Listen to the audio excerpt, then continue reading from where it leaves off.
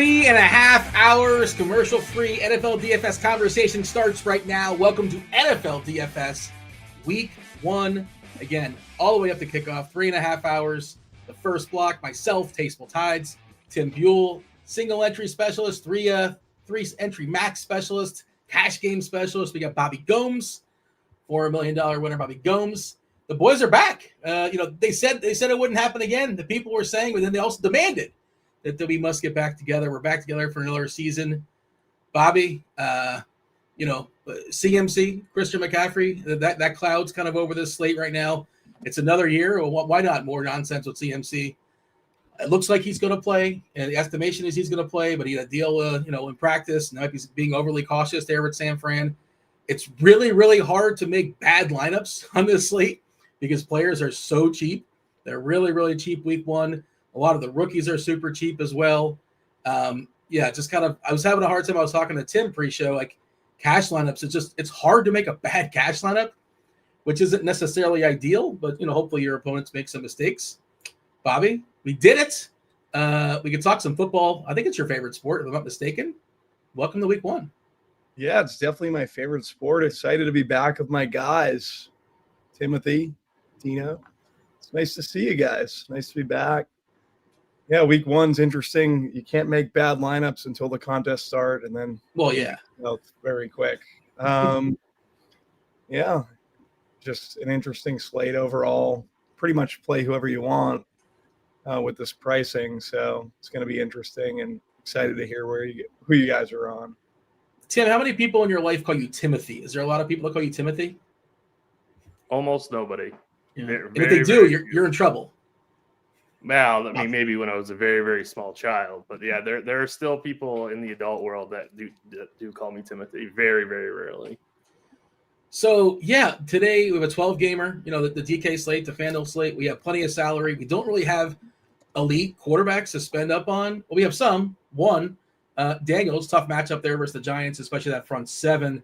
But some of the best quarterbacks. So we have the salary. There's no Josh Allen. There's no Lamar. Mahomes has already played.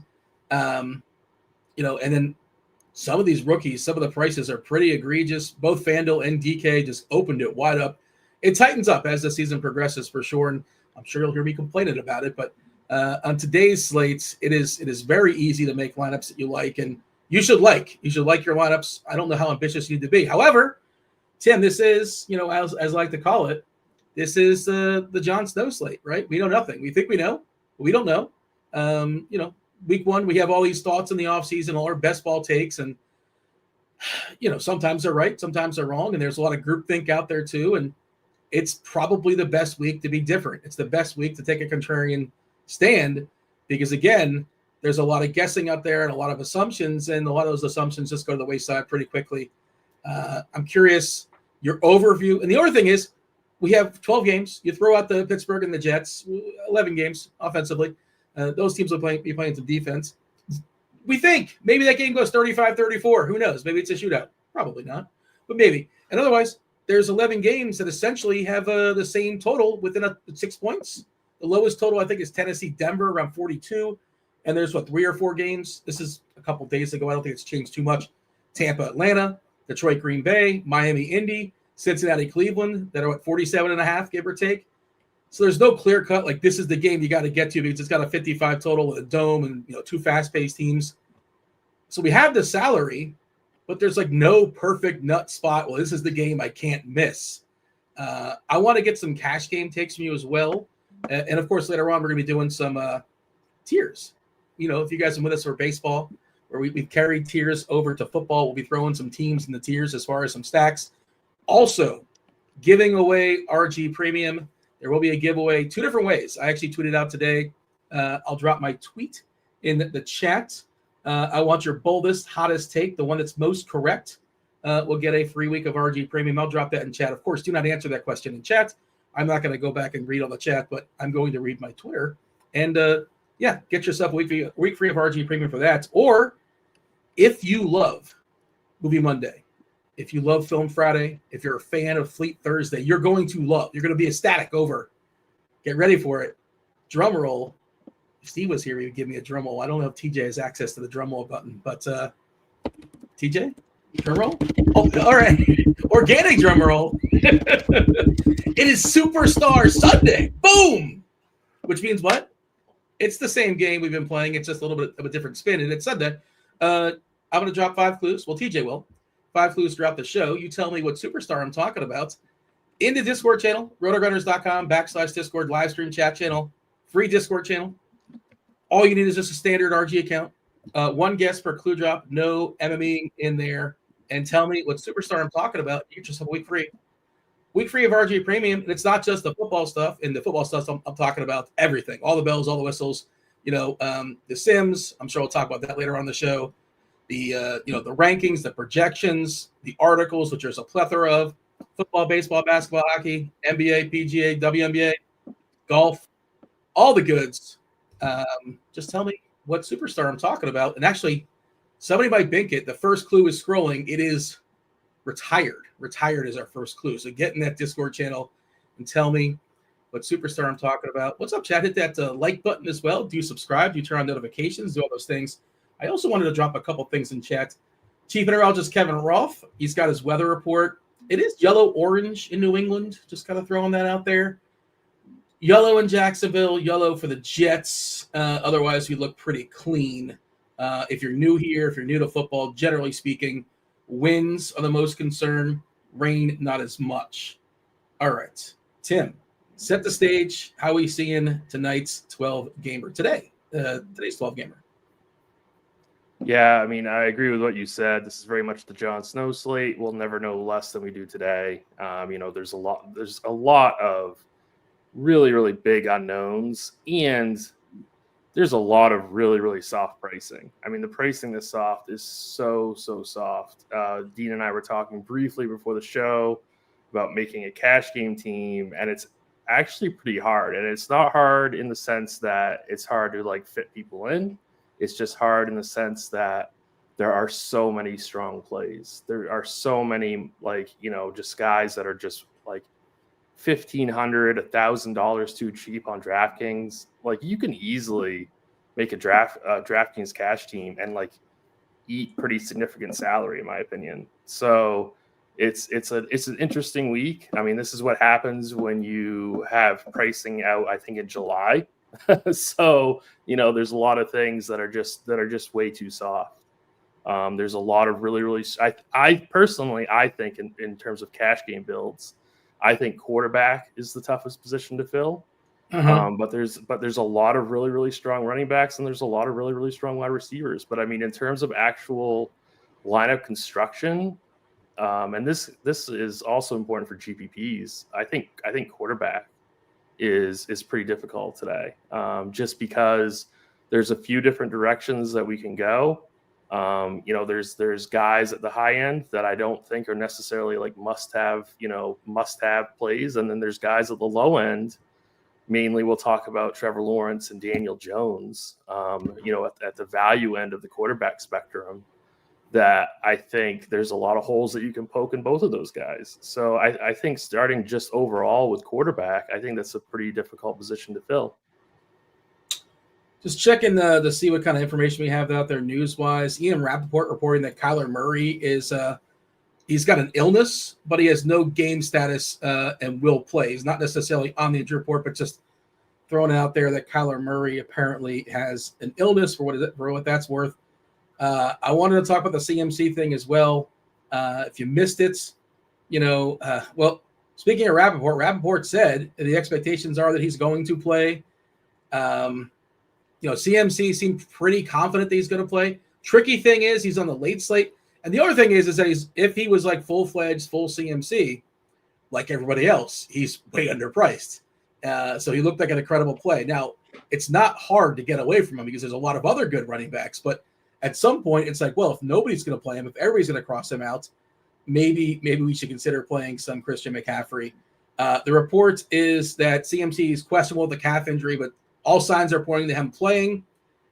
He was running around on the side during practice on Friday. They're optimistic. Barring a setback, he should be good to go. The Niners also did not elevate a running back, which is another suggestion that he's going to play, but we've seen this game before with CMC, and the rug has been pulled a time or two. Bobby, you're more in the tournament world. I think there's an interesting conversation to be had. Maybe like it's a later game.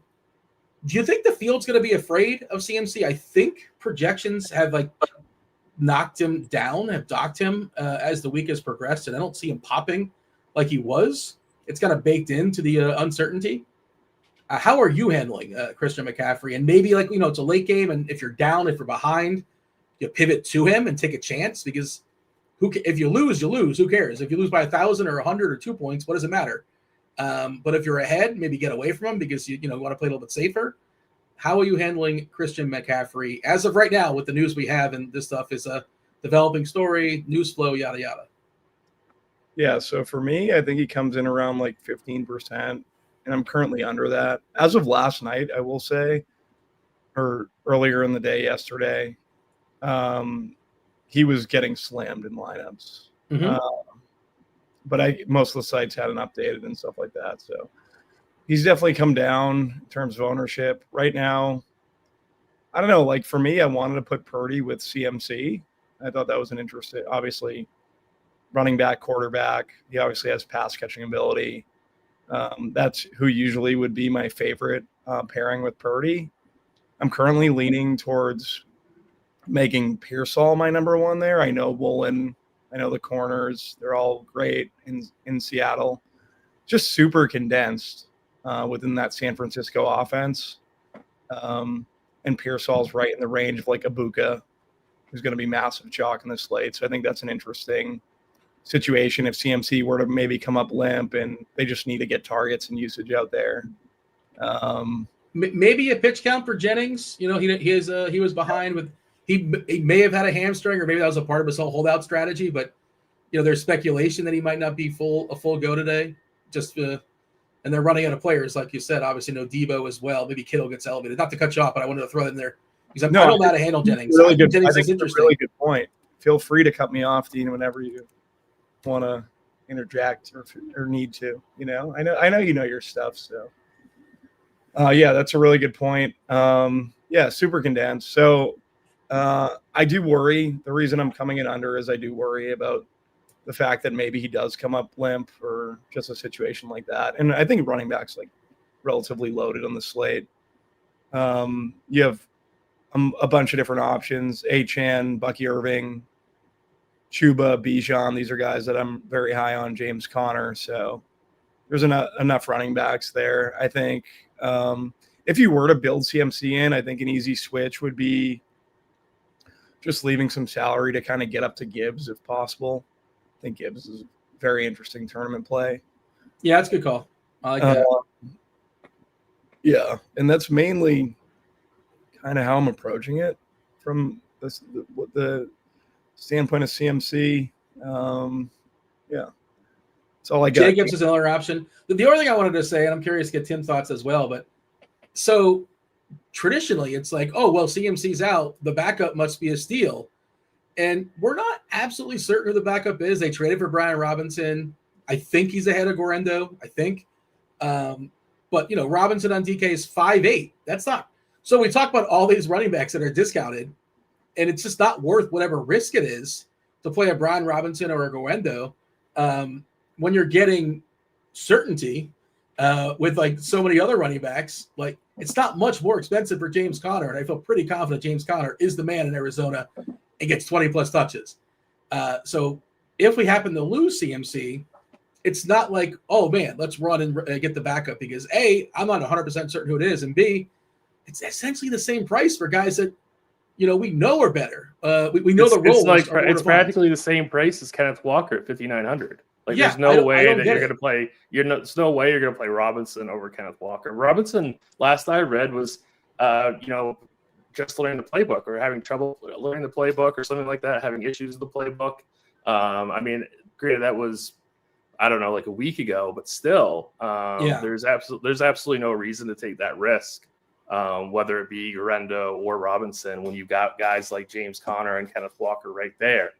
And if you do want to play CMC, because I did want to play CMC at the beginning of this week, I had him at least, maybe not for cash games, but at least for single entry stuff. I did want to play CMC at 7,300 because the 49ers have a couple of those question marks at the wide receiver position. They don't have a solidified backup either running back. So it felt like CMC was going to get a ton of work. Now I'll be frank, like I'm scared off after what we saw last year. And I just don't like this whole cap situation. So I'm out on CMC, but if you do want to play him and he happens to get ruled out, Josh Jacobs is right there at 6,700. So you don't even, I mean, not that I mind, Bobby's take on Jahmyr Gibbs, but even if you don't have the extra cash on that particular lineup, you can just go down to Jacobs, who I think is fantastic at 67. So, I mean, he's definitely, I mean, he's going to be around 5%. Like we have him at 6% right now. I don't even know if he gets that high because I think the opportunity cost at running back is just is really, really high today. And there's amazing plays right around him. So I think ultimately the field is going to get really, really scared off of him. The other thing worth pointing out, just the game environment of San Fran, Seattle, shout out to Derek Carty looking at the blitz stuff and, projected plays. These are two slower teams as far as game plays projection. This is the lowest number, 124.1. The combination of Seattle and San Fran, we're expecting two slower, kind of a slow game. What do you got, Bobby? No, I'm in total agreement with you. I'm just listening to a couple podcasts around the industry. I've heard people trying to say game stack it because it's pretty condensed usage, but this pace is just dreadful. That's just pretty much my take, what you were getting into. And if you're playing in like the lottery Millie Maker with like 60,000 people, like whatever, I'm not going to discourage that. Fire away. But, of course. And like, I don't want to just say you can play anybody you want, but absolutely. And in theory, if you get knowing nothing else, and the only thing you know is CMC is going to be like 5% theoretically, sure, I guess you're supposed to play that. But I kind of like the Seattle defense. Maybe I'm going the other way a little bit. They're one of my favorite defenses today. We'll talk about, Bobby, that's your segment. I know that you talk about the defense. Don't steal my segment, Dino. Don't steal my segment. I backed off. I said it. I said, well, wait a second. This is Bobby's turf. Show some respect on the show. I know we've been here for 10 minutes. I'm trying to be respectful for sure. All right, we're going to jump into talk about tiers in a second, but I did want to get an overview as far as cash games. And Tim, you sort of touched on it. It's so weird, right, Tim, where you have all the salary in the world. We have all the salary. And then we're talking about, and I know a lot of times as the season, the cap gets tighter, we start telling stories and like, yeah, we can make Trevor Lawrence or Daniel Jones or Joe Flacco. We can make these guys work in cash and just kind of like build some studs around it. But this is week one where we have a ton of salary and we're still like, hey, again, part of it is there's no Josh Allen and there's no Lamar to pay up for. There's Daniels, who's also good. He's got wheels. Tough matchup against the Giants. But you kind of like, and I'm kind of bouncing back and forth as well. And I've made both. I've made like the spend up for Burrow or Daniels cash lineup, or the spend down for Danny Dimes, because the matchup in a dome against a Dolphin team that has now their front seven is supposed to be pretty good. They're back. Their secondary. We're told, again, this is all sort of like assumptions going into the season, but it seems pretty clear, but very likely the Dolphins secondary is going to be atrocious. Dimes can move a little bit too. He can scoot, and not the best scooter, but he can scoot a little bit. Good pieces to throw the ball to as well. If you pair him with Jonathan Taylor in cash, you theoretically get all the Colt touchdowns, and that's something I'm looking at as well. But isn't it weird, Tim? We have all the salary, and then we're still like, yeah, I guess we'll play. The T-Law one is what I can't fully commit to, because I swear for 4 straight years we've been told like this is the year. This is the year that Lawrence just breaks out, and we've never seen it. But now he's got a new offensive coordinator, and he's got another toy to play with in Hunter against Carolina, but a team that you can run all over. Maybe they want to run all over him, but who was even the running back to play in Jacksonville? I don't know. So give me a quick rundown as far as how you feel about the quarterbacks. Yeah, so right now I'm really, really torn between Jaden Daniels and Daniel Jones. I think there's a pretty solid case to be had for both of them. I think that right now I'm leaning Daniel Jones just because I love to spend down at quarterback. I do like quarterbacks. Obviously Jaden Daniels has amazing rushing upside, but Daniel Jones at nearly $2,000 cheaper, he also has rushing upside. So I think right now I'm leaning Daniel Jones at 5,100, but I mean, if people want to disagree, I think Jaden Daniels is the next best option. I will say, I think Joe Burrow is super interesting as well, just because we really like that game, we really like that matchup. We know that he should have plenty of opportunities to be throwing the ball here. He's got amazing weapons that he can utilize. So, I mean, I think Joe Burrow is super interesting, at least maybe not for cash, but at least for single entry GPP, large field GPP. I think he's fantastic. So Trevor Lawrence, I really love that game. I mean, I know a lot of people do, but Jacksonville, Carolina, I think is just a fantastic game environment. And I think that's the biggest case to be had for Lawrence. I'm not going to be playing Lawrence in cash games, but I wouldn't shock me just because I really like Brian Thomas. So I might be pairing him with Lawrence in my single entry team today. So, but 5,300. I mean, I know that we always hear like every year, like he's gonna step up, he's gonna be awesome. Well, I mean, he's still priced to be pretty horrible. I mean, it's not like we're paying a premium for him. So the only thing that worries me is the ownership. That's the biggest case against Lawrence, is that he's going to be one of the more popular quarterbacks on the slate. That's the only thing that is concerning to me. He looks like he's going to be more popular than Daniel Jones. And if that's the case, I'll play Daniel Jones both in cash and single entry, because I would rather get away from, if Lawrence is really going to get steamed like that, I would get away from Lawrence.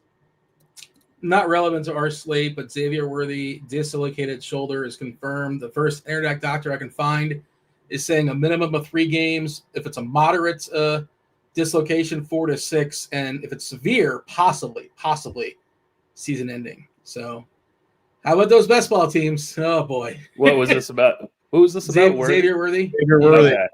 Yeah. Okay. I have too many shares. Me what too. A bummer. Me too.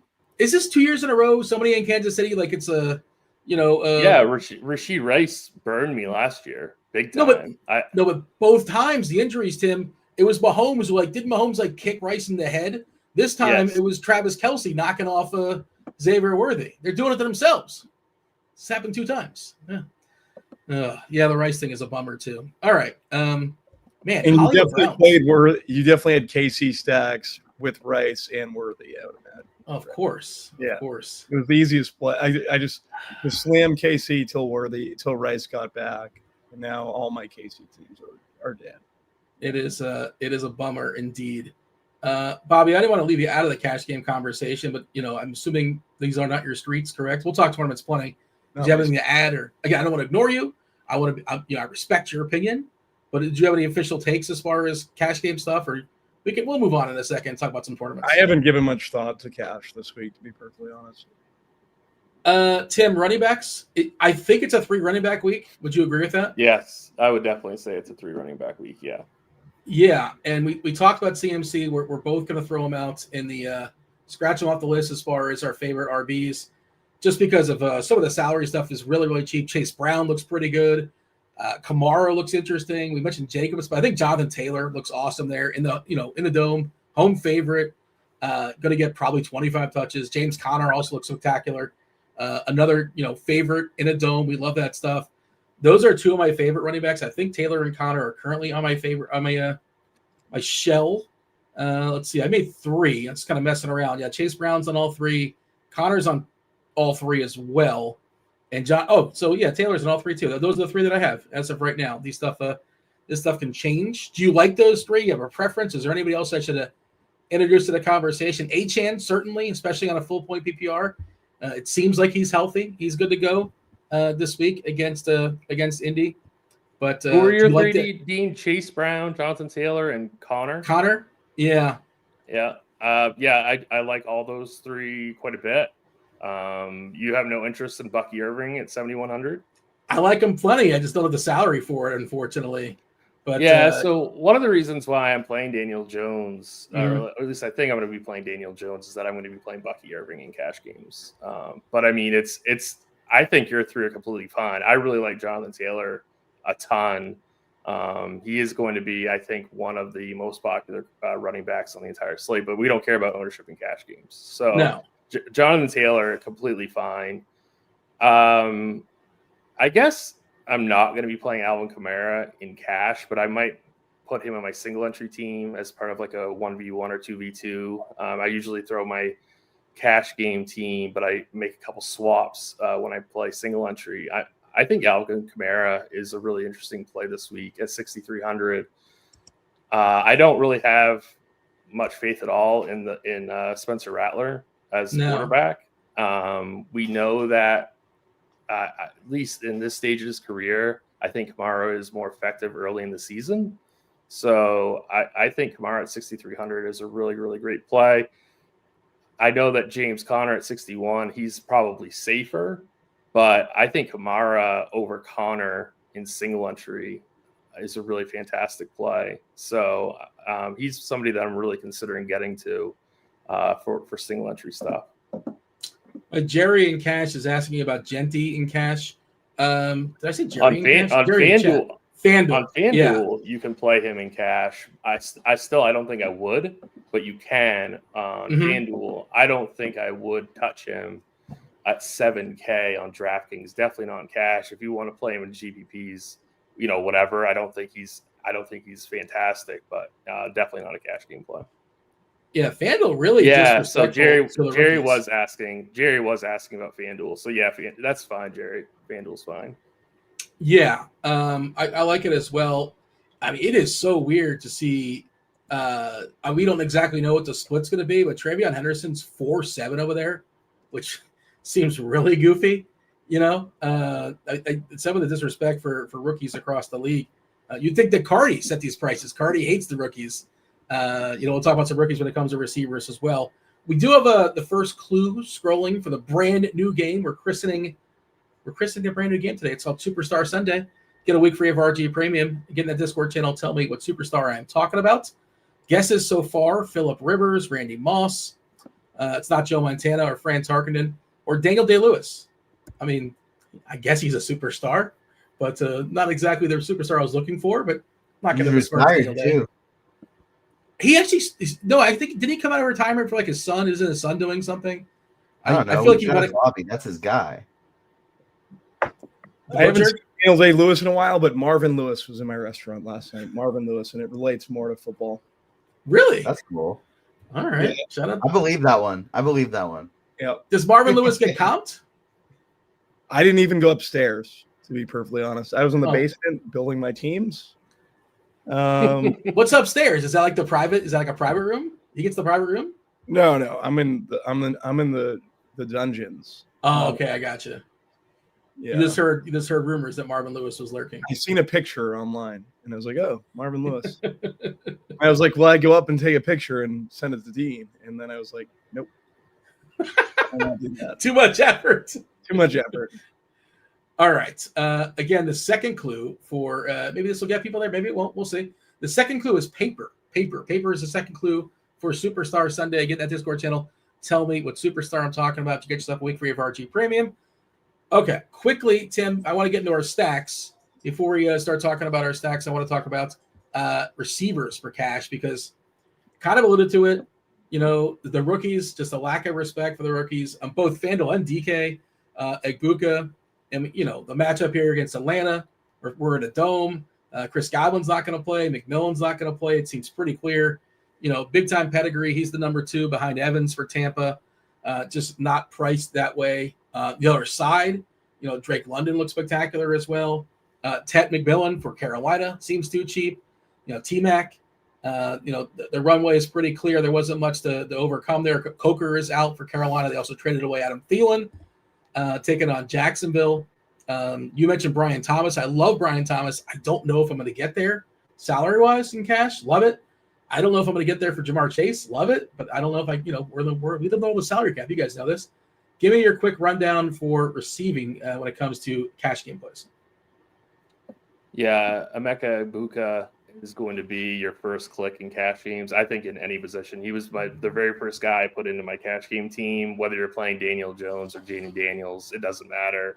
you're playing Ibuka at $4,600 on DraftKings.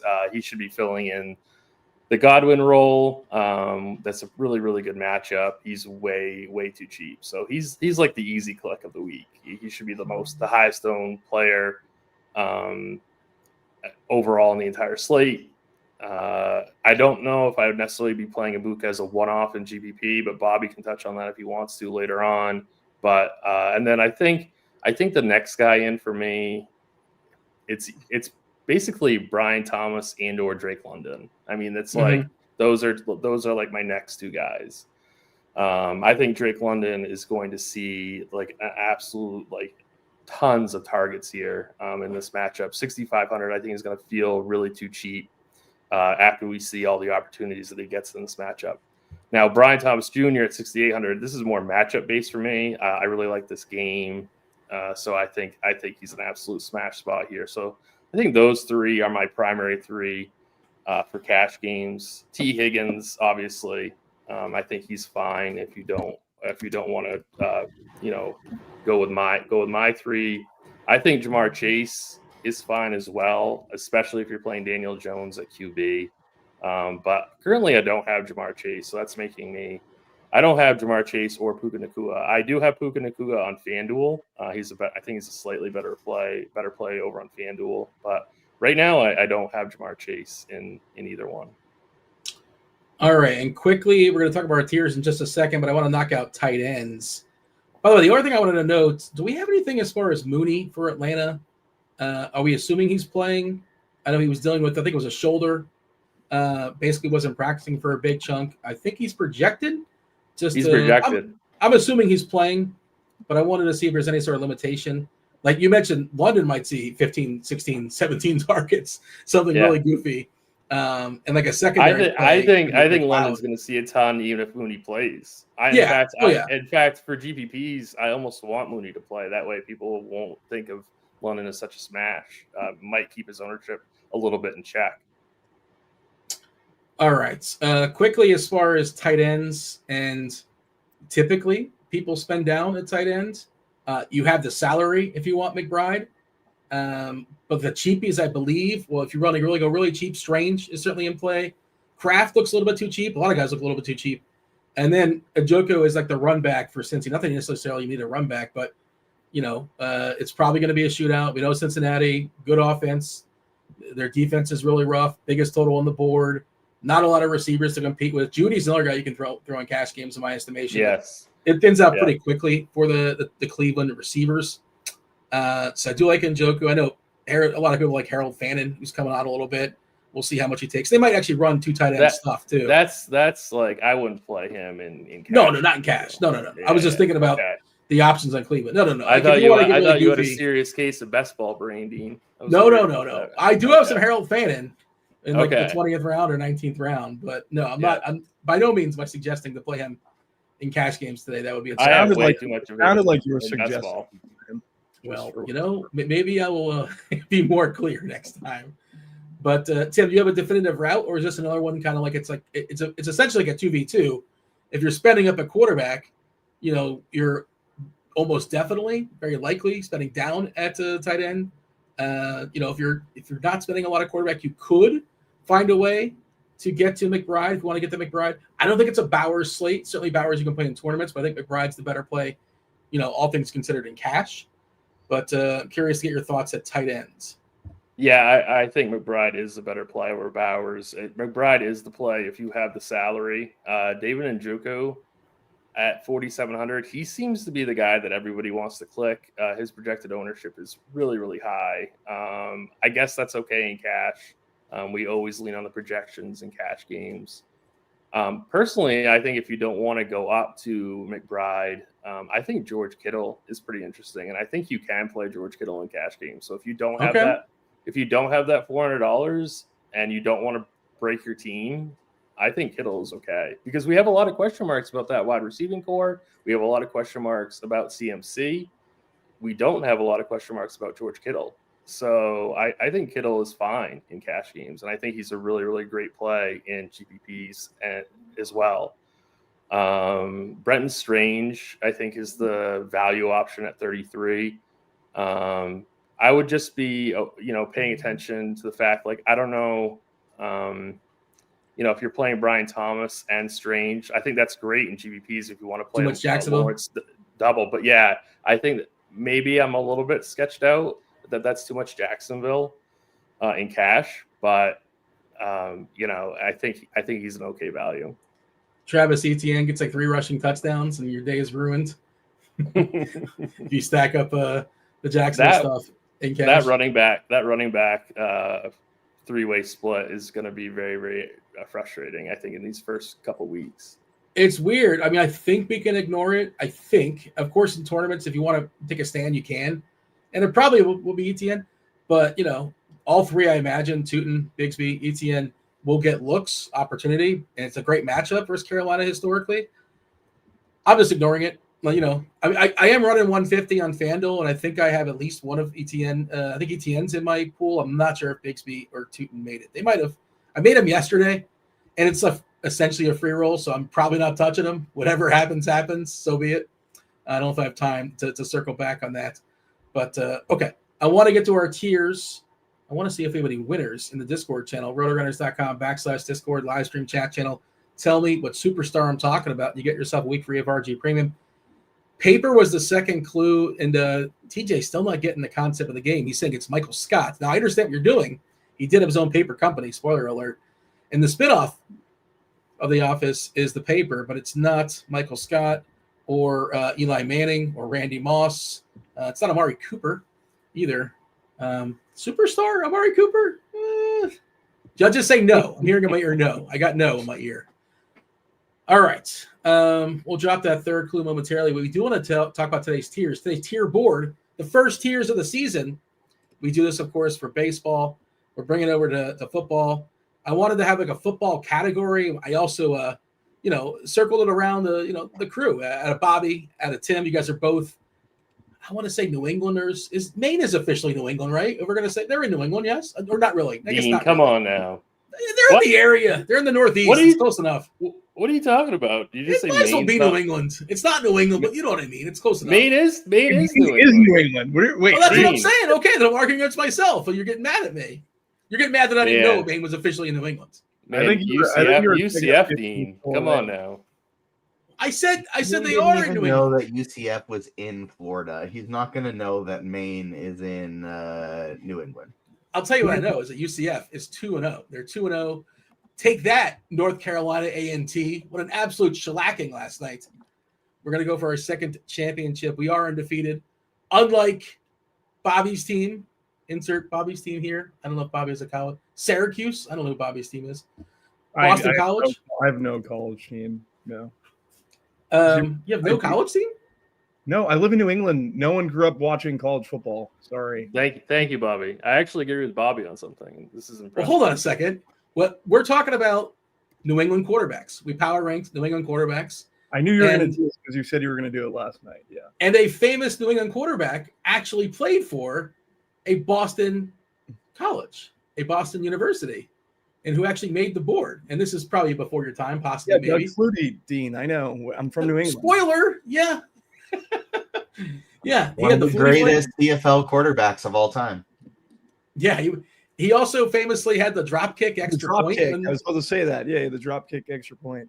did you ever have his cereal? I think it was only in the New England area, the Flutie Flakes, Flutie which I Flakes? think were just bootleg Frosted Flakes. I don't know if I had them. I might have. Maybe my mom bought them, but I don't remember it. It doesn't stand out. But I remember the obvious Flutie Flakes. Yeah. Yeah. So we power ranked the greatest Patriot quarterbacks of all time. Bobby didn't like our rankings, for the record. Myself and Tim, it was a democracy. It was 2 versus 1. And you can give the pitch to the people. But, TJ will throw the board up in just a second. I think it's pretty obvious what number 1 is, no matter how much, if you dislike this guy for whatever reason. You got to respect the game. It's pretty clear who number 1 is. Number 5, we were considering Tebow, but he never officially played for the Patriots, right? He was just in the practice squad, I think, right? Did he never? I don't think he ever had a snap with the New England. Wasn't he cut or leave? This is why. This is Dean's real reason for choosing New England is that he could put Tebow on there. He wanted to put Tebow. I'm just saying. He's actually not on the list, so that's a terrible theory. Oh, he's not on the list? No, Tebow's not on the list. There goes your theory. It's defunct instantly. Debunked, I think is what the word I was looking for. But yeah, let me know in chat the greatest New England quarterback. Several people touting Steve Grogan. Yeah, he was considered. He received some votes, but let's go ahead and throw our board up. And it's got to be Tom Brady. Obviously, Tom Brady, the greatest quarterback of all time in New England. Some would argue the greatest quarterback of all time. Some would argue that. Maybe Bobby would. I don't know. We put Drew Bledsoe in tier 2, the guy who got knocked out in order to open the door for Tom Brady. The aforementioned Doug Flutie of the Flutie Flakes. In the middle, tier 3. He had some moments, undersized, obviously, made the best of his size. Tier 4 was Matt Castle. He had one good year. I think he started actually 16 times for New England. Once he got to New England, he was pretty terrible. He was exposed. And then, of course, in the bottom is Mac Jones because he's a disaster. Bobby, you were arguing, and feel free to make the argument now if you want to continue it, that Matt Castle was a better Patriot than Drew Bledsoe, and I did not understand that. He was a better quarterback for the Patriots than Drew Bledsoe. And he played 16 games. He played 16 games. I don't care. My childhood is riddled with memory. The best memory of my childhood was Mo Lewis putting Drew Bledsoe into the ground on the side. Because I was the only person who I felt that was watching this as a 6-year-old. Yeah. You knew? Stinks, dude. All he did was throw picks, like pick after pick after pick. But it's not like that's all he did. Like he obviously threw for 300 a ton. He was a great quarterback, 96. They went versus Green Bay. But his decision-making was terrible, especially in like really big spots. So when he got taken out of the game, it was I think I was watching that game, to be perfectly honest. Did you have Gray Sports Almanac as a 6-year-old or the Magic 8 Ball? How did you knew Tom Brady was going to be the next big thing? I didn't know he was going to be the next big thing. I was rooting for Michael Bishop, like most people in New England. Tim would know this. He's a fellow New Englander, of course. Who would think otherwise? Another. That's the dude with like an absolute cannon arm. Right? He had a cannon, yeah, and he could run. Yeah, he played. I've watched he played for the Saskatchewan Roughriders for a while. He played I think 8 years in the CFL or something. Yeah, I was rooting for Michael Bishop. And then Drew Absolute came. cannon. I think Castle had a good year. The year that I think they went 11-5 with Castle and missed the playoffs. I remember that year. He went and signed a $40 million contract with the Chiefs. And he stunk. And he stunk with the Chiefs. But you're saying in the context of how he played as a Patriot, I thought he had a really good year. So. Well, also the sample's not very big, and I think Bledsoe did the best he could, but the pieces around him. But for those that don't know, 5 is the work. It's not. We're not ranking. We're not saying Mac Jones is the 5th greatest quarterback of all time for New England. It's 1 is amazing. It's the amazing tier. 5 is the worst tier. These are teams you don't want to play. So it's 1's great, 2's really good, 3's really good, pretty good. 4, if you close your eyes and squint, maybe. And 5 is the danger zone. So it's not exactly a 1 through 5. So to be clear, we're not saying Mac Jones is better than Steve Grogan or whatever. Yeah, I thought Steve Grogan and Jim Plunkett could have been in the ranks, maybe in front of Bledsoe. Jim Plunkett? How old are Jim Plunkett? That's way before your time, isn't it? Yeah, I would say he played in the 70s, I think. Right? What about Jacoby Brissett? Is he doing? Are you upset that he didn't make the list as well? No, he stunk. Okay, he could have been in the 5. I completely forgot about him being. Yeah, Stinnett, wasn't there a Stinnett in there at some point? I think there was a Stinnett. Stidham. That's who I'm thinking of. Yeah, YouTube influencer now. What? Oh, is he? I did not know that. Shout out to him. Okay, so let's power rank our teams. Let's drop the 3rd clue today for today's Superstar Sunday. No winners just yet. Again, get that Discord. Get yourself a week free of RG Premium. Retired paper. This might open the door for some winners. Storm is the 3rd clue. Retired paper and Storm. Tell me what superstar I am talking about. Okay, let's throw some teams and some tiers. I'm going to go to Tim first. We'll kind of bounce back and forth. If we have any major discrepancies, we'll throw down. I will be the decider. If you guys happen to disagree. Okay, first game, it's Pittsburgh. We're coming right out the gate here at Pittsburgh and the Jets. The lowest total on the board, 37.5 is the total. It's a double revenge game. Aaron Rodgers versus Justin Fields. Who is more vengeful amongst these two? First touchdown wins. Tim, you're going first. Steelers have a team total just around 20. The Jets 17 and change. Where do we want to throw the Steelers and the Jets? Steelers and Jets. I have absolutely no interest in this game. This is a really, really awful game environment. This is both of these teams, I think, are pretty easily bottom tier. Justin Fields, I think that we will be able to play him at some point this season, especially if his salary remains depressed like it is. But I don't think this is the spot. I will say really quick that Jaylen Warren on FanDuel might be worth a look or two, but on DraftKings, I'm not getting to any of this game at all. Any discrepancy, Bobby? And then follow-up question: if you had to play one person in this game, who would it be? Justin Fields for sure. You guys are going to hate my take on this, but I'm going to put the Jets and Matt Castle. That's not terrible. It's not terrible. Just basically QB no stack. I guess this is a stacking segment, so it's probably really not conducive. But it's hit. It hits in the millie, so I don't mind it. And I do think like guys like Garrett Wilson and Metcalf have like pretty good upside, I would say. Not that I'm going to play a ton of them, but enough to make my player pool. And you could make the same case for Braylon Allen. And if you're playing 150, I mean, Breece Hall, you can make the same case for Breece Hall and then Braylon Allen if you're playing 150. So, yeah. Yeah, I mean, the noise obviously is that Breece Hall, pending free agent. Braylon Allen's coming for his job, if not already. There's also the thought process that Hall, Allen, and even Isaiah Davis is going to get some work. So, I don't know how much you have to mess with it. And you can play Fields, like you said, Bobby. You can play him a la carte, right? You don't need to force him with Garrett Wilson. You can, I guess, but he can run for 80 yards and 2 touchdowns and throw for 100 and be fine, basically.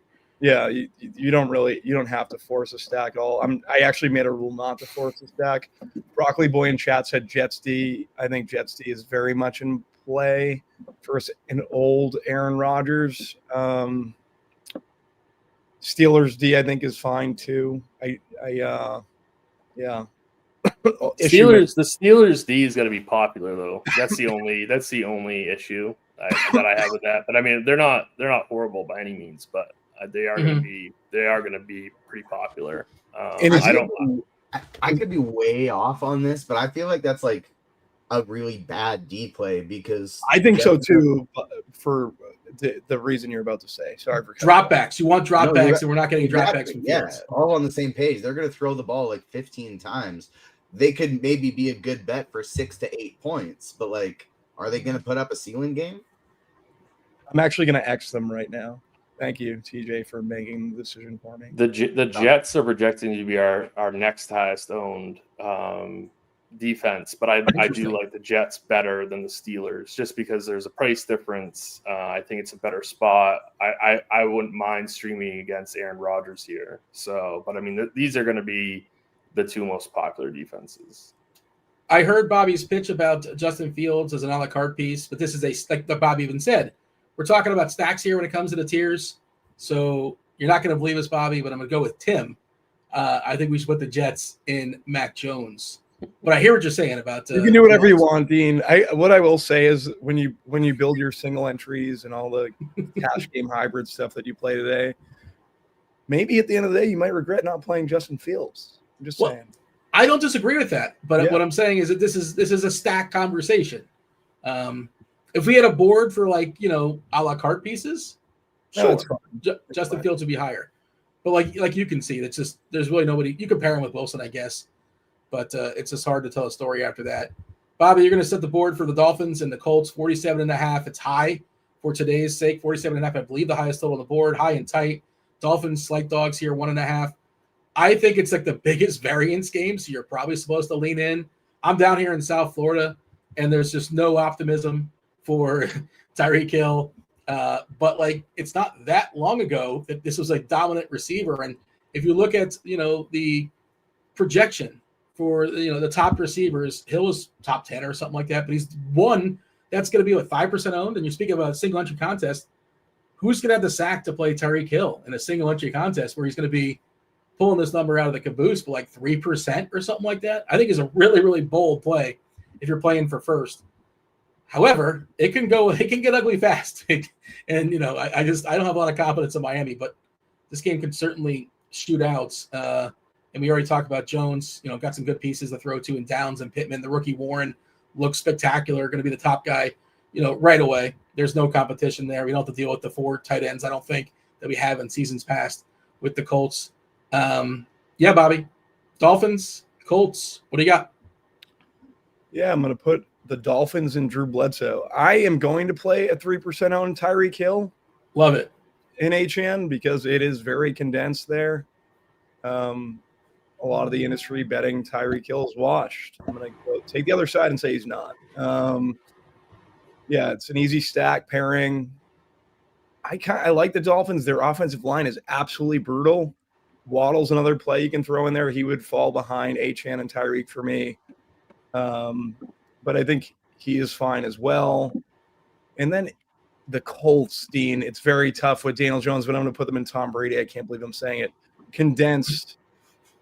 Josh Downs, Tyler Warren, done. Very easy. Very easy. Give me a run back. Achane or Tyreek, two of the fastest guys in the league, and it's super condensed. We're going to put the Colts and Tom Brady. I got to do it. Great offensive line for the Colts, which is going to be a new thing for Daniel Jones. He's going to get his interceptions. He'll definitely throw a few. He play both defenses in this game. DeForest Buckner going against a very porous Dolphins line. And then on the other side, Daniel Jones will definitely throw a pick or two. But picks are good in fantasy football because you get the ball right back. So, yeah, I really like the Colts. Jonathan Taylor is a good play as well. So, yeah, that's my take. That's my spiel. Reminder to hit that like button, subscribe, turn on those notifications, do all those things to help us keep the lights on. Still 2.5 hours plus until kickoff. This stream does not stop until kickoff. We have Neil Orfield coming in, Jordan Vanek. I saw Jordan hanging out in chat. Erik Beimfohr also at 11 o'clock on the East Coast. And then we have Chief Will as well as TJ taking y'all home for crunch time. Also get in that Discord to tell me today's superstar for Superstar Sunday. Get yourself a week free of RG Premium, or you can just go ahead and pay for it. We are running a special, get more bang for your buck Combo Pro right now. For a limited time, you get your first month of Combo Pro. It's $79 and change, which is just $5 more than NFL DFS monthly sub a la carte by itself. So, you know, probably you're dabbling in other streets. There's NFL most nights, you know, but not every night. And you get college football stuff. You get football, baseball, basketball, hockey, NBA, PGA, golf. That's the same thing. WNBA. All the bells, all the whistles, just $5 more. Check out the link in the description. And again, you can also win it if you tell me today's Superstar Sunday, or if you answer my question in the tweet. You tell me with your boldest, hottest take. I'll drop that in chat for people as well. Tim, any issues, any counter as far as the Dolphins and the Colts? Are we in agreement with Bobby? Pretty much. I'm going to put the Dolphins in the Brady tier. Both of these teams are top tier for me. Both of these teams have really viable doubles that you can play. They both have high, very, very high end RB1s. The Dolphins wide receiving core, Hill and Waddle, are not going to be highly owned.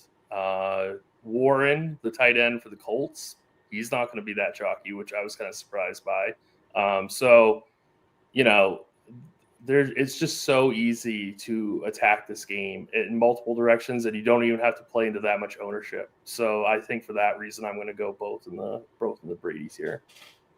I'm a little apprehensive, but I like your call. But I'm gonna pump the brakes just a tick on Miami. But I love it. I do love it, especially for the contest we dabble in. I'm just so nervous that Tyreek might retire at halftime. Can I just add real quick that Waddle is really cheap on both sites. Yeah, he's 5,500 on FanDuel. I mean, that's I absolutely love that play. So I think Waddle is a really, really standout play over on FanDuel, and I think he's definitely GPP worthy on DraftKings. Tim, like a small tournament, we focus on these single entry stuff. Like say 500 to 1,000 people. Can we play Tua, Achane, Hill, Waddle, and run it back with two Colts? One or two. Want to play all of them on the same team? I mean, you know how if the Dolphins are right, and when they're clicking, it's a super, super tight target tree. It's Hill, Waddle, and Achane, and all three can get there. right? In different ways. Yeah. I think That's what we the can only way do. to play the This Dolphins. defense is very good, Dean. I think you're underestimating how good this Colts D is. Like, you think Okay. if Dan Stack's going to get there with the totals being what they are today, it doesn't. I'm asking the question. Anything could happen. I'm just saying. TJ says you can't. I don't like going QB, RB, and then both top. It's a different kind of RB though. Achan's essentially he's an RB receiver, right? I know that makes him. Doesn't that make him more like negatively correlated with those other wide receivers? So let's say Tua completes 28 passes. How many of those 28 go to Achan, Hill, and Waddle? Right. No, I get what you're saying. I get what you're saying for sure. How many of them go to Julian Hill? One. Could be a touchdown. 7. Could be a touchdown at 2-7. I guess it could be. We've seen onslaught stacks take down the middle league quite a bit. That's what I'm asking. That's all I'm asking. Yeah, I don't absolutely hate it, but that's more for the millie though, Dean. Like you were talking about stuff that we play. Well, you don't have to hit the nuts though. Out of 500 to 1,000, you don't have to hit the nuts. No, I know. I don't know. I don't like that many Dolphins on the same team, but I think you could play Tua doubles. Definitely. Yeah. Can I push back on the onslaught stacks winning the millie? 3 3s and 3 1s. I think we're at like 4% since 2014. For what it's worth. Look at Bobby bringing the data. He's got his hand in the dirt of everything. Look at that. I'm saying 2 1s and 2s are the way to go. I do want to drop a fourth clue for today's Superstar Sunday. The fourth clue, first 3, of course, are Retired, Paper, and Storm. Fourth clue is Panther. Get in that Discord. Tell me what superstar I'm talking about. It's not John Elway or Steve Young or Ickey Woods. Was Ickey Woods a superstar? He had a really small window. Marshawn Lynch, Vinny Testaverde, also superstar. Jim Kelly, Adam Vinatieri, Jeremy Shockey. Vinatieri's a superstar, Dean. Are you kidding? As much as a kicker could be a superstar, I guess. Are you kidding me? He's like he's the most. Wait, whoa. No kicker's a superstar. He's the greatest kicker of all time. How can you say that? I mean, because they have a ceiling. There was that one season where they gave the kicker the MVP, which is the craziest thing ever. It's worth a Google. And he missed like 6 kicks too. I can't believe you just said that. Adam Vinatieri is not considered a superstar. He's a kicker. I guess he's a Hall of Famer. Yeah, he can't be a superstar. Yeah. He's a Hall of Famer. He's one of the best kickers of all time, but he's still a kicker. Okay, we have 10 more games to knock out. We probably have to pick up the pace a little bit. I wasn't really sure how to do the pacing of this. We'll do our best. This is our first time out the gate, but let's pick it up just a little bit. Carolina and Jacksonville, that's the next game. Tim, this is your board. Carolina is a 4-point dog here in Jacksonville. 46.5 is a total. We talked about T-Law being pretty popular. People love Thomas. Hunter, we're expecting a normal rotation offensively, and the reports are he will sprinkle in on defense. We'll see how that goes. We know T-Mac, McMillan looks really, really good. Several injuries for Carolina. Well, Coker's out, and they traded away Thielen, so it kind of clears the way. Leggett is kind of sort of someone interesting. I don't mind Sanders either as a cheapie tight end. Tim, Panthers and Jags. What do you got? Yeah, both of these teams are going to be in the Brady tier for me. I know I just put the last game in the Brady tier, but I'm just going to go right back here because these two are my 2 favorite games. I really like Brian Thomas Jr. He's my favorite wide receiver. Definitely going to be playing him in single entry. Probably going to be playing him in cash. I'm not 100%, but definitely going to be my primary single entry team. I don't mind getting to Trevor Lawrence here. Tet McMillan at 5,200. I think that's a really, really strong standout play. I don't even mind playing Bryce Young here in GPPs at 5,700. So I would lean into some of this Jacksonville uncertainty at the running back. Obviously, I prefer ETN, but I think you could take some flyers on Bigsby as well. Chuba at 6K is fine. But I really like this game. Both of these teams last year were really, really horrible defensively, and I don't think there's any reason to think that they'll be any different this year. So I think this game is really, really cheaply priced, and I think this is a very strong game to lean into. And I like both the tight ends here, both Sanders and Strange. Yeah, two of the better cheapies on the board. Tim, would you officially put Carolina in a tier? I'm seeing him still kind of lurking right now. What tier? No, both of them are the top Brady tier. Both of them. Woo. I love it. Look at the terrible teams they're throwing up top. I get all of it though. That's what DFS is all about. It's not real. It's not real life. It's not real life football. It's DFS. No, I get it. Sure. Bobby, any issues with both teams hanging out with Tom Brady? The Carolina Panthers, I'd probably throw in Drew Bledsoe. Just because I think I have some other teams that I like a little bit more. But I do think that Tim pretty much hit on everything. Really love Chuba Hubbard. I think Ted's at a great price tag at 5.2. Trevor Lawrence and Brian Thomas are currently Trevor Lawrence is currently my highest owned QB, and I have Brian Thomas on every team with him. I do think Hunter and Strange are fine as ancillary pieces, and Tim made a really good point with the running back situation. If you're playing like the Millie, you can lean into like flipping Bigsby and ETN a little bit in some lineups. Yeah, both these defenses are terrible. So, yeah, I'm going to go the Panthers, though, and Drew Bledsoe. I'm going to agree with Bobby. I'm agreeing with Bobby. Bobby has convinced me. I think it's just a little bit too ambitious on Carolina, but I like him as well. Let's move along. Next game, Giants, Washington, 45.5 is the total. Best quarterback, just like, raw point skills, upside, all that kind of stuff, is Jaden Daniels. Giants front seven is supposed to be spectacular for what it's worth. Sort of a mess there with Washington as far as the running backs. Giants, Neighbors is sort of one of the receivers that's kind of on the outside looking in amongst the top tier guys, but certainly could sneak in and be the top receiver on the board, and I don't think it would shock any of us. There was a report that Darts, there's a package for Dart in play. If you were considering Russ Wilson, I'm not, but if you were, I think it's a slight hit to Wilson. We'll see if Dart gets a series or two or, a key play around the goal line. Just kind of note that, put it in your back pocket. Bobby, Washington and the G-Men, what do you got? Yeah. Washington, the G-Men, pretty difficult because the way I want to build is not spending up for a quarterback on the slate. So I'm currently under on Jaden Daniels. But I do think him and McLaurin are a very good stack, and it's an easy run back with Neighbors. I also don't mind. I think not only does Jaden Daniels have great rushing equity, so you can get away with a single stack with McLaurin, he also can throw the football. So you can add in Debo, Ertz as ancillary pieces. The backfield is muddled for Washington, so I think I'd prefer Eckler just this Giants pass rush is very strong, and Eckler can pass block. And we just know that he can step in and do that, where we don't know that if that's the case with Bill. In terms of where I'm going to rank them, I'm going to put Washington in Doug Flutie. Does that work? And I'm going to put the Giants in Mac Jones. Tim, what do you got? Yeah, I'm right in step with Bobby. Washington with Doug Flutie, Giants and Mac Jones. I kind of prefer Debo Samuel with Daniels if you're going to pair Daniels with anybody, but it's really not a stack that I'm actively looking to get to in single entry.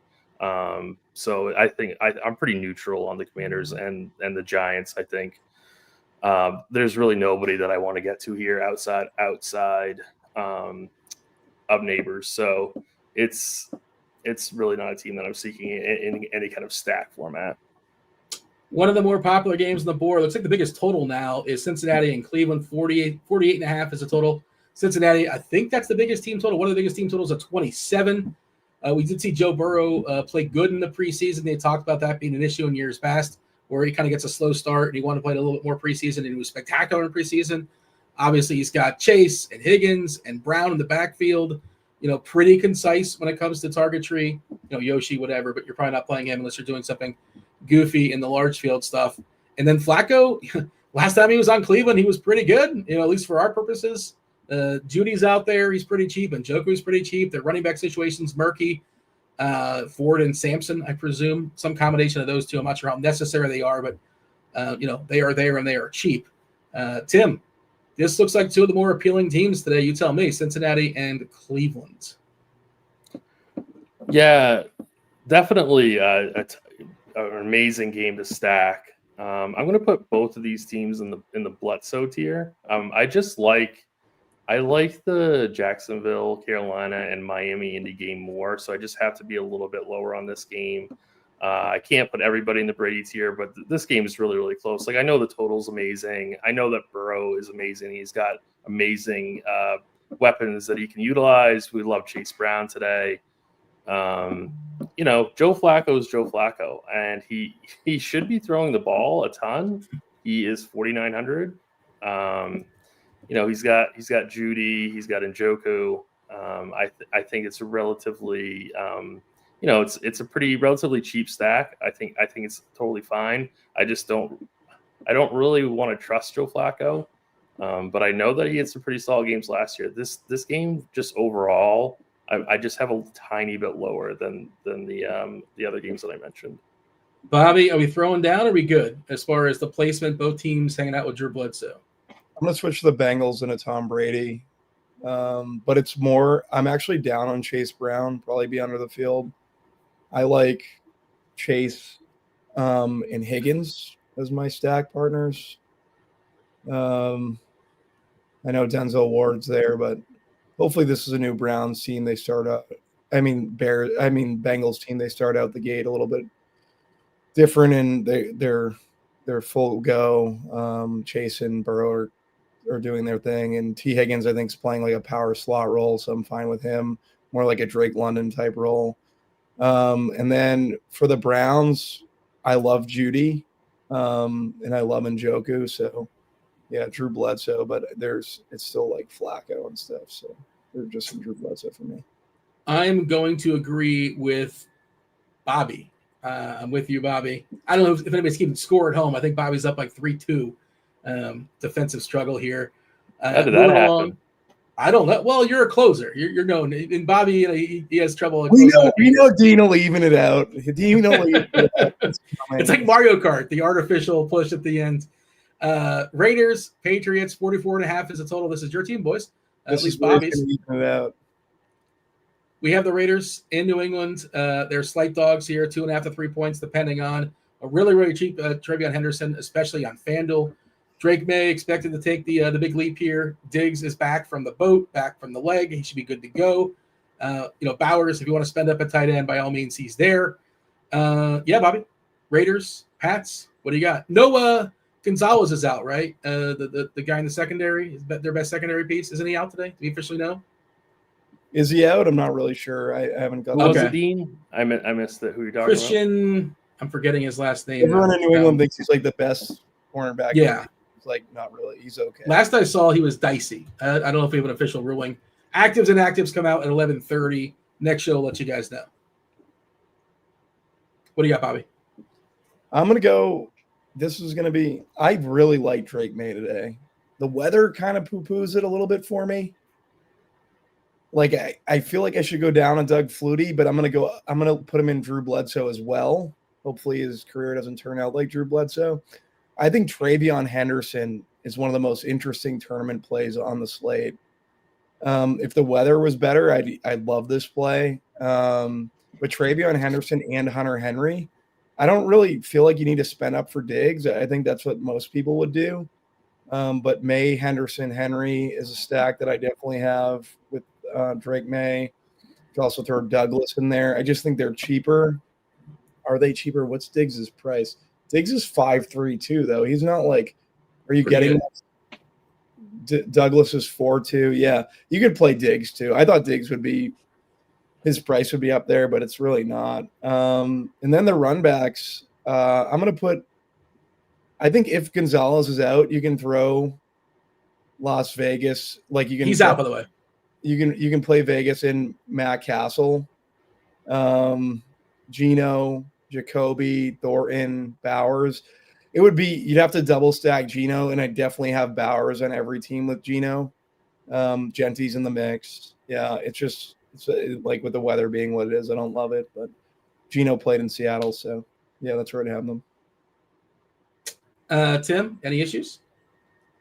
Yeah, I actually, from from a large field GPP perspective, I like New England today, and Sims is reflecting that. I ran Sims before the show, and obviously getting to a lot of Trevor Lawrence, Daniel Jones, Jaden Daniels, the obvious choices, but I'm getting to more Drake May than I am Joe Flacco.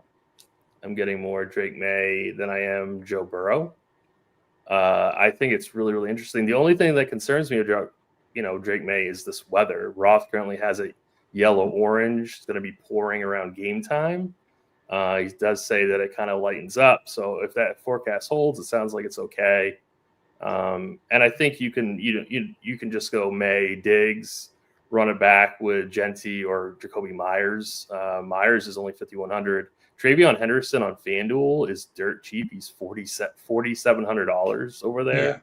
Yeah. Really, really accessible on FanDuel. So I think he's a pretty solid play over there. But even on DraftKings, I think he's okay. So assuming we get an okay from Roth, I think the Pats here are pretty good for large field stuff. Okay, but Bobby's got him in Drew Bledsoe. That seems pretty good. Yeah, Pats. I'm going to go Pats and Drew Bledsoe, and okay. I'll keep the Raiders in Castle. All right, let's move it along. We do have to pick up the pace a little bit here, boys. I do want to drop the fifth clue as well for Superstar Sunday. No winner just yet. Retired, Paper, Storm, Panther. The fifth clue, this might get y'all home. I have some bonus clues if necessary. The fifth clue is turf. It is not Cam Newton or Steve Smith or Dan Morgan or Sue Bird or Joe Namath. Lots of guesses here, or Tony Dorsett or Barry Sanders, but turf is the fifth clue. More, if necessary, will drop. And again, Bobby, let's pick up the pace just a little bit here. Arizona and the Saints. Actually, this is Tim. Arizona and the Saints, 43.5 is a total. Of Saints of an 18.5 total.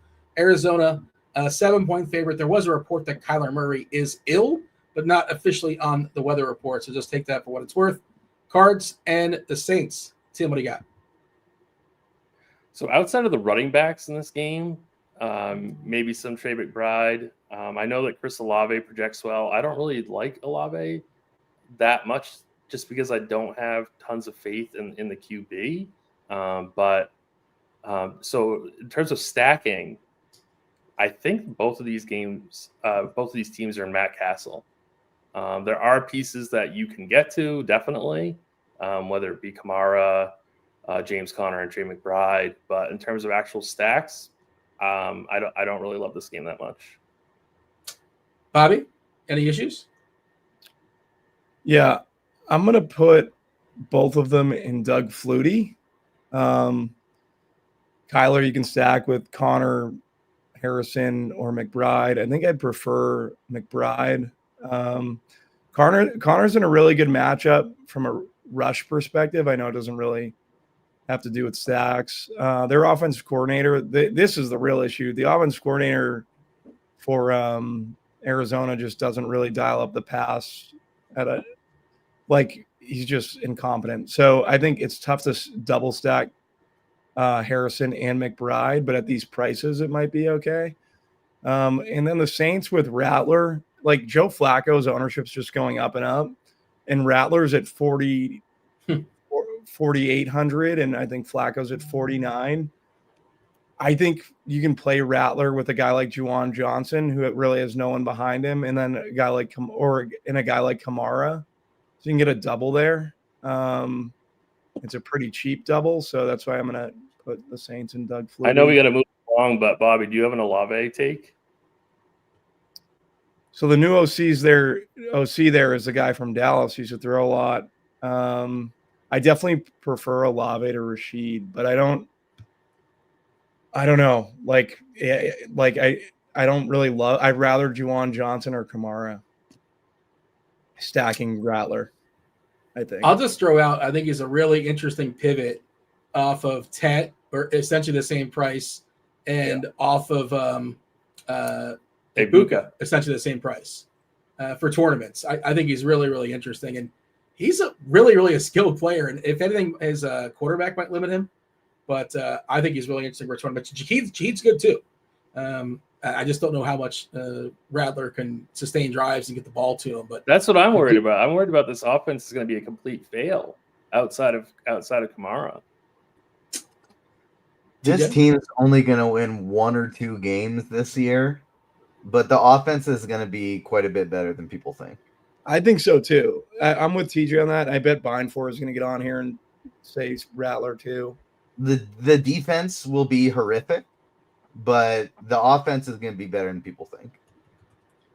Okay, we got to move, boys. We got a winner, by the way, for the very first ever Superstar Sunday. We'll explain that. We'll shout out D Pike in the Discord channel, getting juiced up there with the RG Premium, or RG Premium. It is dealer's choice. I should have said you could get scores and odds content as well. Okay, let's move along. I don't recall. My apologies. Who's up next? Is it Bobby or is it Tim? Who's my next guy? It's me. All right, Bobby. And again, time management, bad job by me managing the show, but we have like 5 games to go until we get the crunch time in about 15 minutes or so. So we have to scoot along. It's Tampa and Atlanta, 47.5 is a total tie, and it's tight. Tampa is a slight favorite here in the Dome. Who knows what we're going to get at Penix? We love London's price.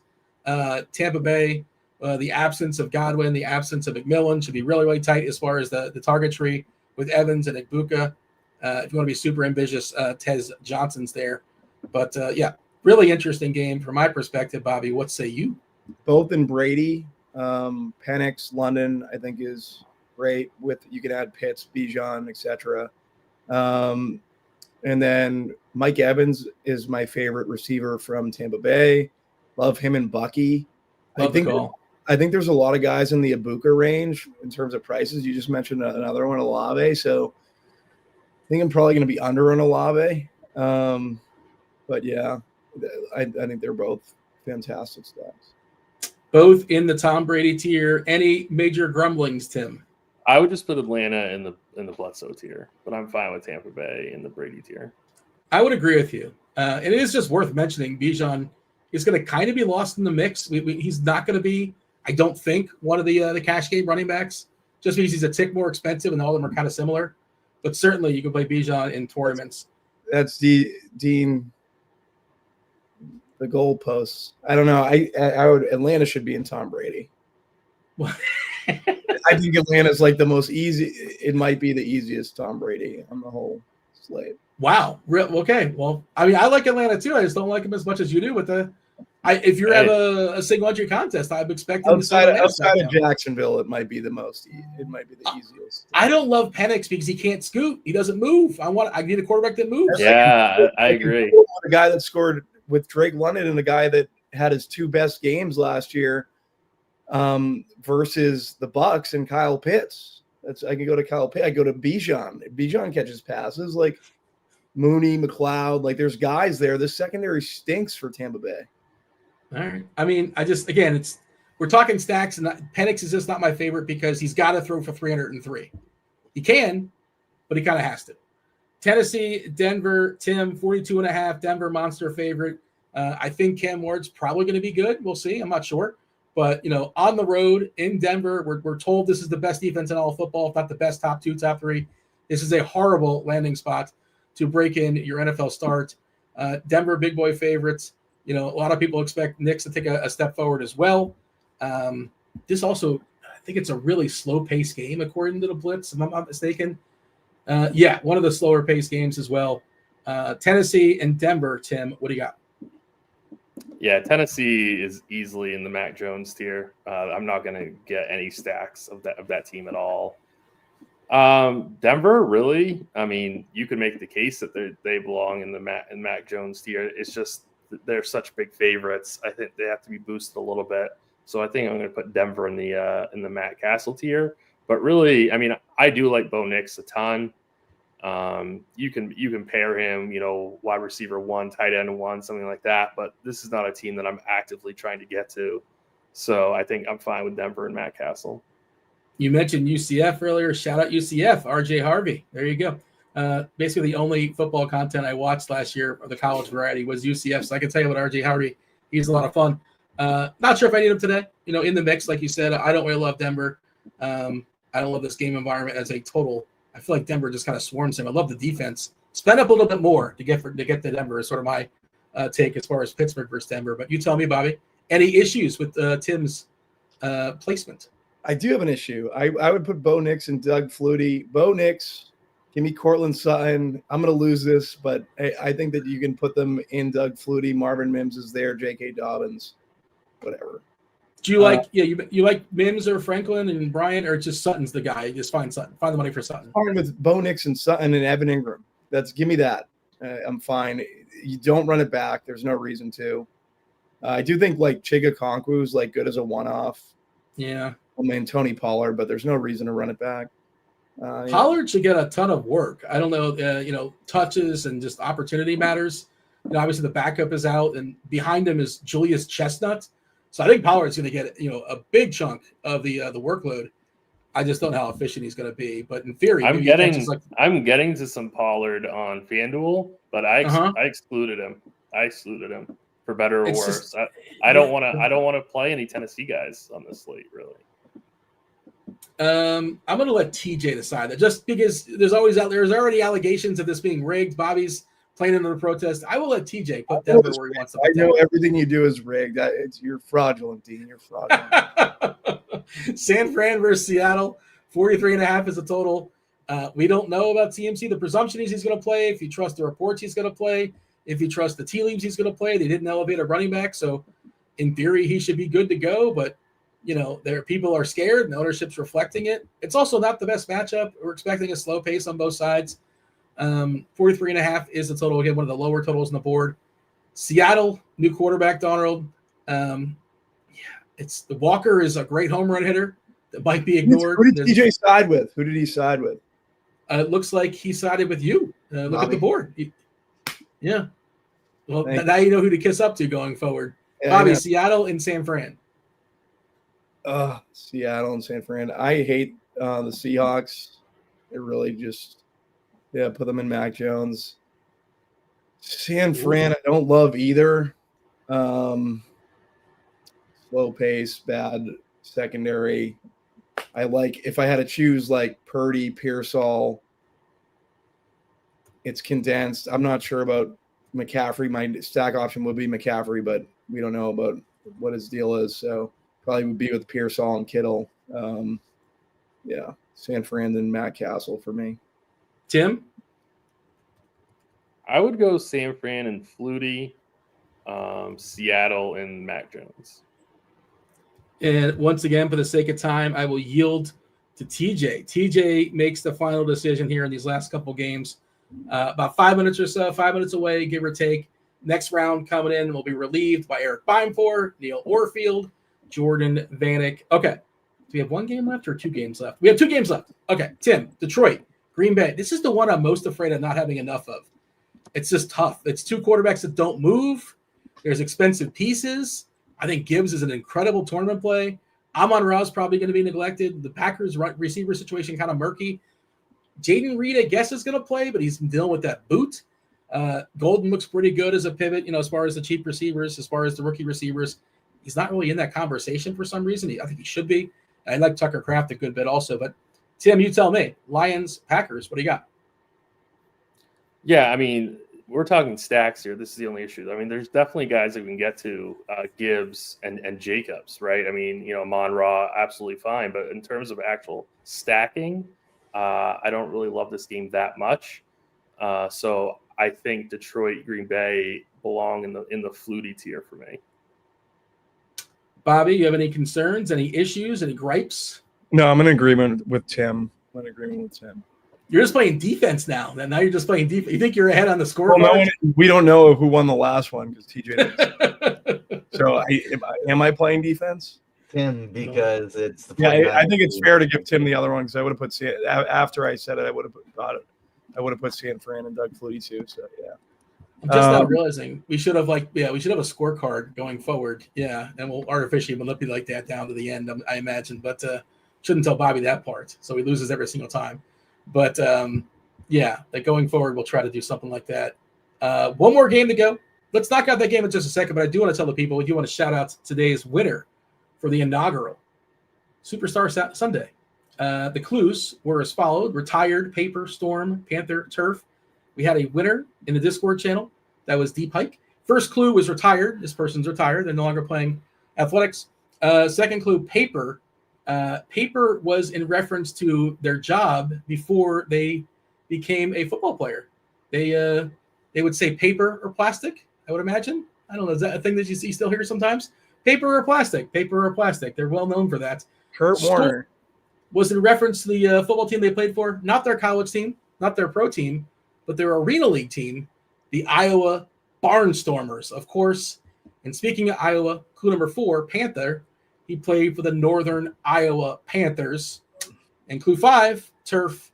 He was a part of the greatest show on turf with the LA Rams back in the day. Okay, last game. We're going to yield to tournament takes in just a second here. The final takes in just a second. It is Houston and the aforementioned Rams from Kurt Warner's former team. Stafford versus Stroud. I guess Stafford's back's good to go. They're slight favorites here, 3-point favorites. Bobby, set the board for me. What do you got? Did I just blow the game? What do you mean? Never mind. Could I? I'm talking about. I gave away the answer to the clue, I think, unless someone already picked it. And let me go Matt Castle for the Rams, and Matt Castle for the Texans. They're both. I don't love either offense. Texans O-line stinks. Rams D's should be all right. The stack I like in this game is Puka and Nico Collins. All right, Tim. We have both of these teams thrown in Matt Castle. What say you? I think I would go Rams and Doug Flutie. I don't mind some Stafford doubles running back with Nico. I think this game is a little bit better than what Bobby said, but not by much. So I would go Rams and Flutie. We're going to let TJ settle the board as I recap the board. If you're just joining us now, hit that like button, subscribe, turn on notifications. I told you all you had a chance to win RG Premium. I'll drop that in chat one more time before we scoot along and bring in the GPP Final Take show. Just answer my Twitter question with the most accurate, bold take as far as the slate. We also ranked all-time Patriot quarterbacks. That's what we did as far as our tiers. 5 is bad, 1 is really good. In the Tom Brady tier, we have the Colts, Jags, Bengals, and Bucs. Tier 2, Drew Brees. No, Drew Bledsoe. That is the Dolphins, Carolina, Cleveland, New England, Atlanta. The most popular tier, on the fence tier, Doug Flutie, Washington, Arizona, New Orleans, Denver, San Fran, Detroit, Green Bay, and the Rams. The least popular tier is Matt Castle, tier 4. That is the Raiders and the Texans.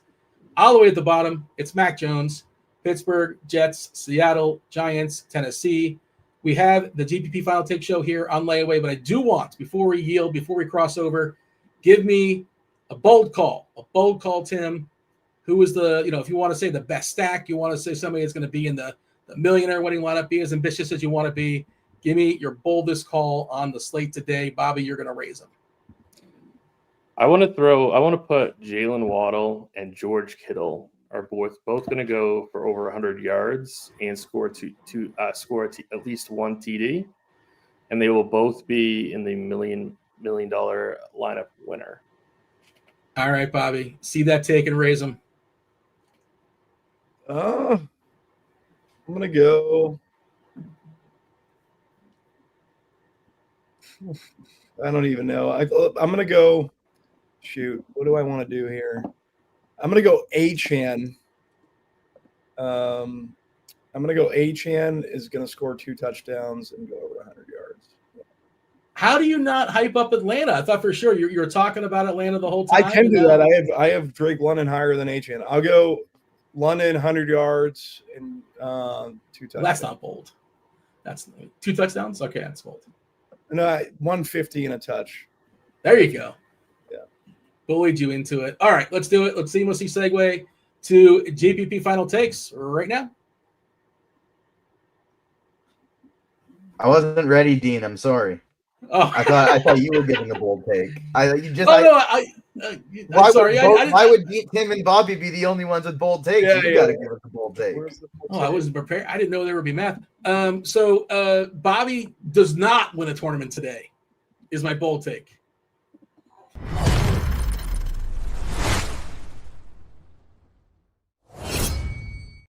I'm about to shoot the Millie, by the way. flannel. Oh, look at that. Cousin What's up, Bobby? You said I would not hit the millie. I would not win a tournament today. So I obviously, because you just mushed me, I'm going off. Well, you weren't planning on it, but now you're going to stick it to me. Is that what's happening? It's like when you say, "Oh, Shohei Ohtani will not hit a home run today," and then he hits a home run. It's amazing. Uncanny. I have the ability. You have the ability. Yeah. I got the almanac. I got the magic 8-ball. I have all the things that are necessary to take down tournaments. Beimfohr, if we recovered from the Xavier Worthy news, that we had enough time. My best ball teams are already over. It was a good run. On the next summer, I suppose.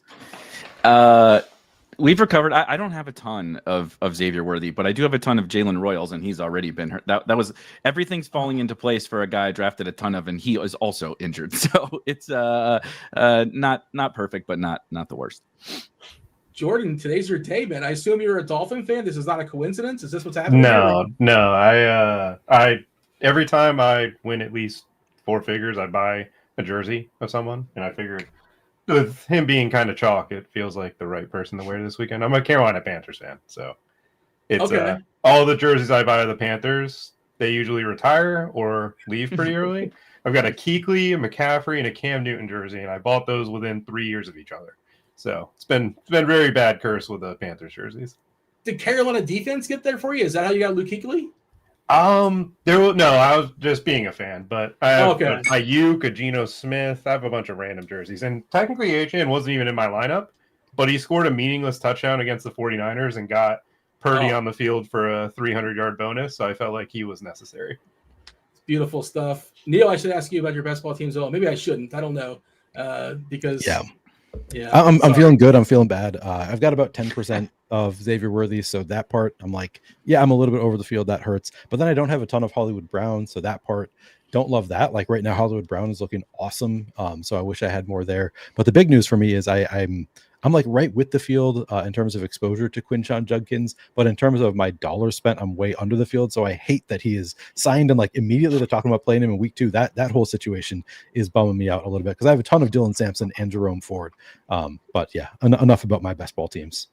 I did see that. Yeah, I did see he signed today. That is interesting. He's going to be we'll see if they kind of ease him in there, and we'll see how Ford and Sampson work out. But this is DFS. We care about today and today only. We're not going to be thinking about that. And I guess you can consider Ford and Sampson some interesting little pieces in that Cleveland game. But myself, we'll talk about it. There you go. You always have the you guys will dig in and talk about some random names for sure. Somebody texted me that Bobby said his prediction was I was on the Saints, and so no. I'll tell you that. I mean, I don't hate some of the Saints, but we're more in the Cleveland Brown side of things. But we'll get to it. But how deep? Are you going to be doing like a Harold Fannin pitch of some sort? You know it. There it is. All right. Myself and Tim and Bobby, we appreciate y'all watching the first portion. Do hit that like button. Do subscribe. Turn on notifications. Do not go anywhere. Almost 2 hours till kickoff. These guys got you covered. It's Vanek, Beimfohr, Neil. Take it away, Erik. Yeah, shout out to the People Show. Man, what a time to be alive. We're talking Quinshon Judkins, Harold Fannin, and Dylan Sampson before we even get rolling. But welcome to GPP Final Takes. Of course, as you see on your screen, I'm Erik Beimfohr, joined by, again, by Neil Orfield this year. And for the first time, Jordan Vanek. Super excited to get into this slate and every single slate with these two guys. Super quick before I kick it over to these two gentlemen. We don't necessarily go position by position on this show. We don't necessarily go game by game. It is your GPP Final Takes. We're going to try to hit like all the most notable things from a tournament perspective. If you have cash game questions, I already see the questions rolling into the chat. Please drop. I will answer absolutely anything, but we're going to try to hit the most notable things from a tournament perspective. DraftKings, FanDuel, everything. And there's a lot to get to today. So I'll shut up. And first, Neil, we got to go to Jordan first. He's our new partner in crime here. Jordan, how are we feeling in week 1? I love it. I love week 1 because I love that people kind of have such strong takes, I feel like, in week 1, where like we don't really know what these teams are at all. Like the Saints scored 91 points in the first 2 weeks last year. We really have but the Bengals lost to the Patriots. Or I think it was Achane was second in the league in receptions. Rachaad White caught 8 passes in week 1. So I'm very excited to see what kind of random stats we find this year because week 1 is always not who these teams will be and not who these teams necessarily are. And whoever starts fast will, of course, try to boldly say, oh, we were always right about that one player for that first week. 100% last year. Just Neil, we were talking about some best ball stuff. I remember from a season-long perspective, it was the Thursday night game last year. But if you guys recall, the great night of Mark Andrews is cooked, and Isaiah Likely needs to go in round 2 of drafts now all of a sudden. And as Jordan said, things don't always shake out that way. But how are you feeling with week 1 on tap here? Yeah, I'm excited about it. I mean, just week 1 of football, you have so much hope going into the season. Right now, it's like, I mean, my hope has been dashed a little bit because I also had a ton of Jalen Coker was my highest exposed best ball player. So from a best ball standpoint, I'm like, I've already been kicked in the nuts to the extent you can before the games even start. But still, a lot of hope, a lot of excitement about best ball, about DFS. Just like right now, it just feels like you're going to win so much money. So I'm feeling good. I'm excited about the season. Yeah, I'm super excited. I'll give a super quick take, and then Neil, I'll just kick it back to you to get into a little bit of an overview. We'll kind of overview the slate a little bit, then we'll start to dive into some of these situations. And as I mentioned, you got questions. We'll pop in and out of some questions in between some of these things. How I'm sort of thinking about the slate. I don't know if everybody's up to speed on the great Kawhi Leonard, Steve Ballmer Clippers drama that is going on right now. First of all, it's an absolutely incredible story. It's hard to believe that this thing is real. But hilariously, there's a parallel to me where they are trying to pay Kawhi Leonard more money. Right, they're trying to operate with a larger salary cap than the other teams are. The Clippers are, and that's how I feel, especially on FanDuel, but on both sites today. That in week 1, right, whether it be injuries, whether it be Quinshon Judkins is out.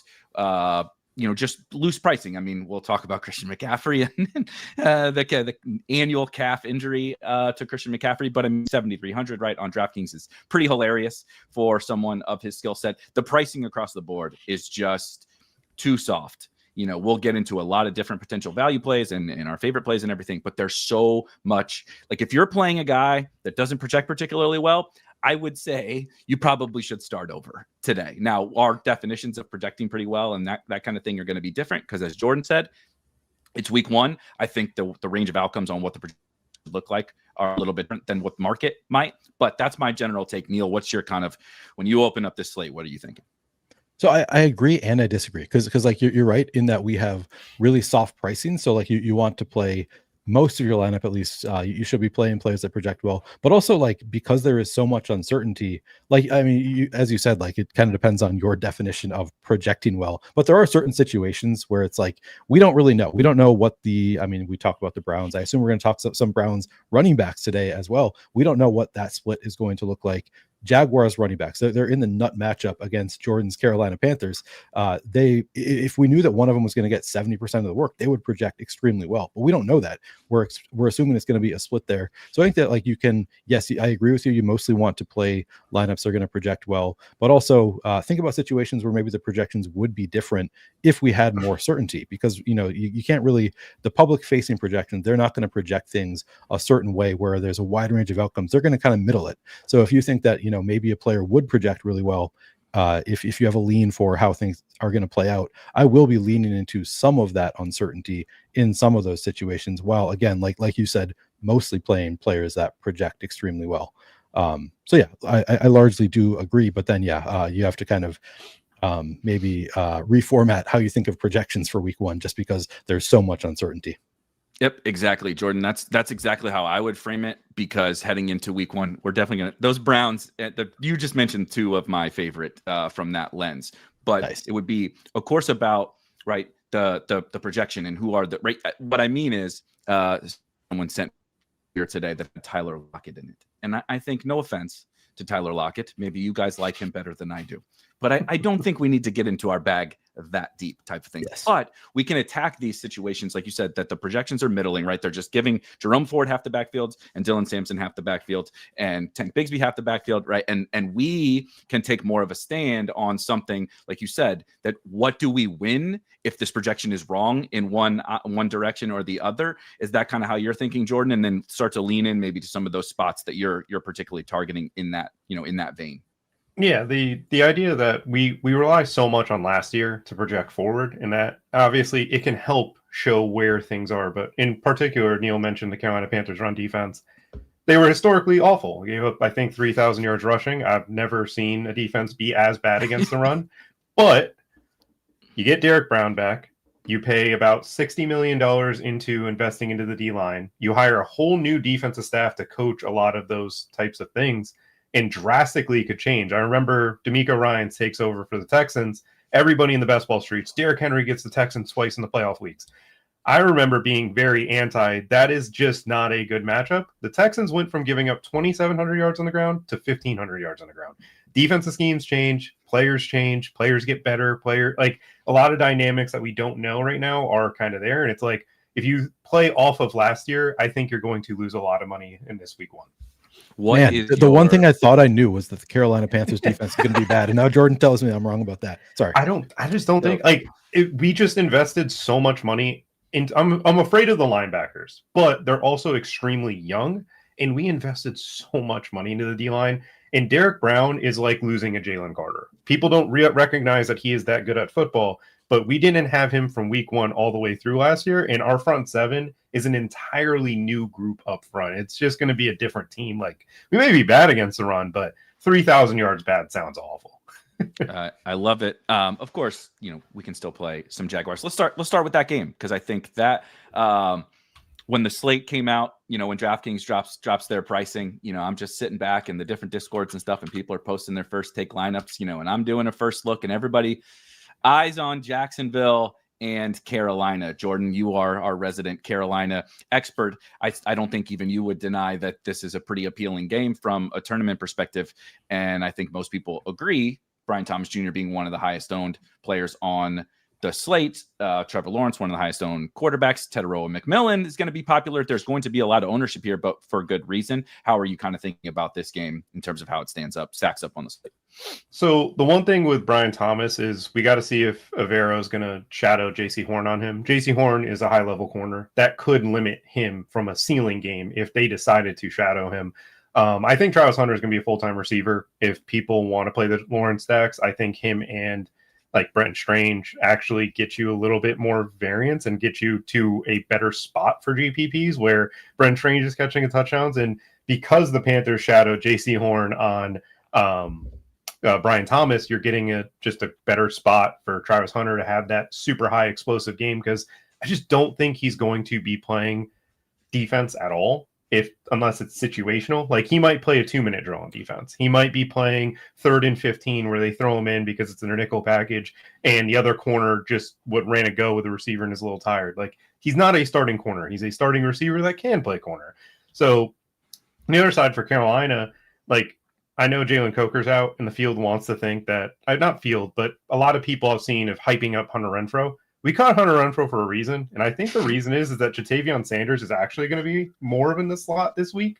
I think we run a lot of 12. We're missing, I think, our right tackle, Ike Nwankwo, is going to be out this weekend, so it's kind of like, makes sense to go 12. It makes sense for Tommy Tremble to be out there blocking and play a lot of snaps. And then Jatavion Sanders, Brad Idzik did an interview with Ari Mayo off My Sports Update, and he talked about how he lost a lot of weight this year, and he looks much better as a receiver. And I'm thinking, well, this is kind of adding up to having Jatavion in the slot for this week 1 matchup. And at 2,900 as a punt play on DraftKings, like, I absolutely love the matchup for him. You also have the Jaguars on offense and defense. It's a new coaching staff. Sometimes things take time to actually get into a rhythm offensively. And we assume that Liam Cohen is this genius of a head coach, because look what he did with Tampa Bay. Tampa Bay's done that for like 5 straight years now. We're just rotating that. And then he didn't start Bucky Irving.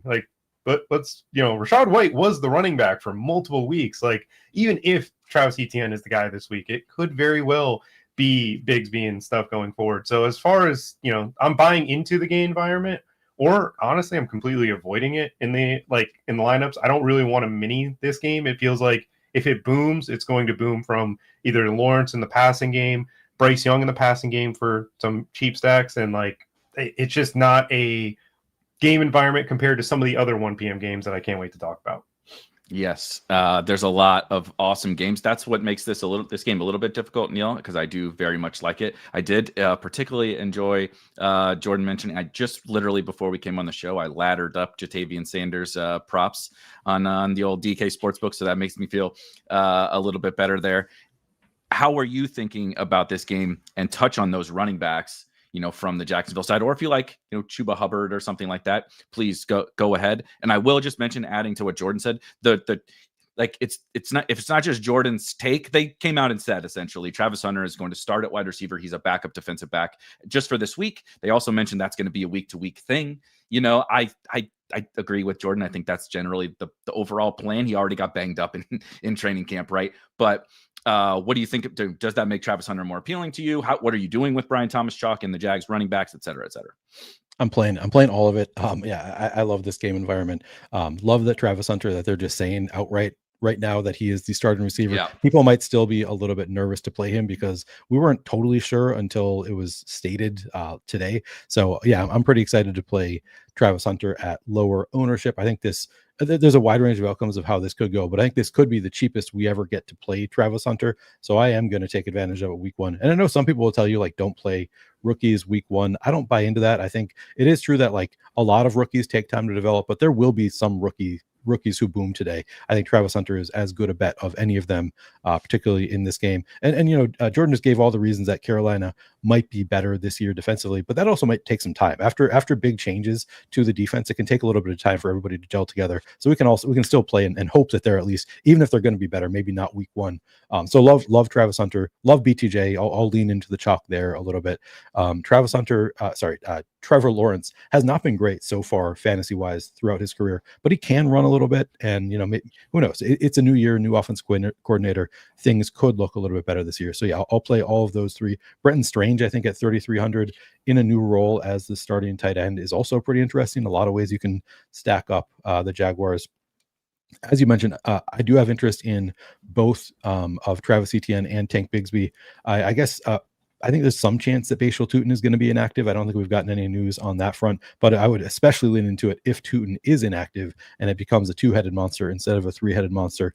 Even if he is active, though, I'll have some interest in Etienne and Bigsby, and just hope that one of them I probably won't play them together, but they're both cheap enough that if they end up getting 65% of the workload, they're going to look pretty good, assuming the Panthers backfield is not totally ready to go. So yeah, I like all sides of the Jaguars.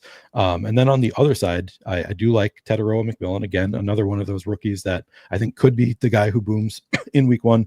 Jaguars defense also really bad, as noted. That's kind of why this game is so fun, is a lot of parts of it that a lot of and no Travis Hunter. And no Travis Hunter on defense. And no Travis Hunter on. Yeah, exactly. I also do. I agree on JT Sanders. Love that call. I was considering playing Hunter Renfrow, and Jordan, I think, just talked me off of it enough. He's cheap enough that I was like, maybe I'll play a little bit of a Renfrow just in case he is the slot receiver. But I've been looking for reasons to not play him also. And like Erik said, we don't need to play poorly projected players. And I think he's one that is more like Tyler Lockett than the uncertain situations we're talking about. So I like the Jatavian Sanders call. I like Teteroa McMillan. I might actually play Leggett, might be on the side that I might play a little bit just because he's stepping up in role and he's kind of a boom bust player. So I like the profile for large field tournaments. I'll play a little bit of Bryce Young. He was running a little bit more, at least he was scoring more rushing touchdowns at the end of last year. I know you can look at it a lot of ways. It was mostly just touchdowns. He wasn't actually running that much more, but I'll buy into the potential that he can at least do well against the Jaguars. Maybe he will run a little bit more. So I don't hate the idea of playing some Bryce Young, and I'll play a little bit of Chuba Hubbard also. Don't like him as much on DraftKings. By the way, FanDuel, no sweat offer for anybody who doesn't know. Get your money back if your lineup doesn't cash in the $5 tournament. Check that out. Better place maybe to play Chuba Hubbard, but I'll play him both places. Yep, that's a great shout. I'm 150ing the FanDuel, and that's, as you know, that's I'm generally 3 to 5 lineups, maybe whatever, a little more in week one, but 150ing over there, and we're taking some hard stances. We'll get to some of those, but obviously I think that game was super important because obviously it's extremely popular, but for good reason, and it has some of those situations like you hit on, Neil, like the Jaguars backfield, kind of like Travis Hunter, where. As you said, these guys all project generally well, but if we move market share from Bigsby to Etienne, or vice versa, or we give more to Tutin, and everybody, now is everybody bad, right? And if you start to move around some of the baseline projections behind some of these, that's when you get either a really good play or a play that's actually extremely overowned and we shouldn't be touching. So just a couple quick notes.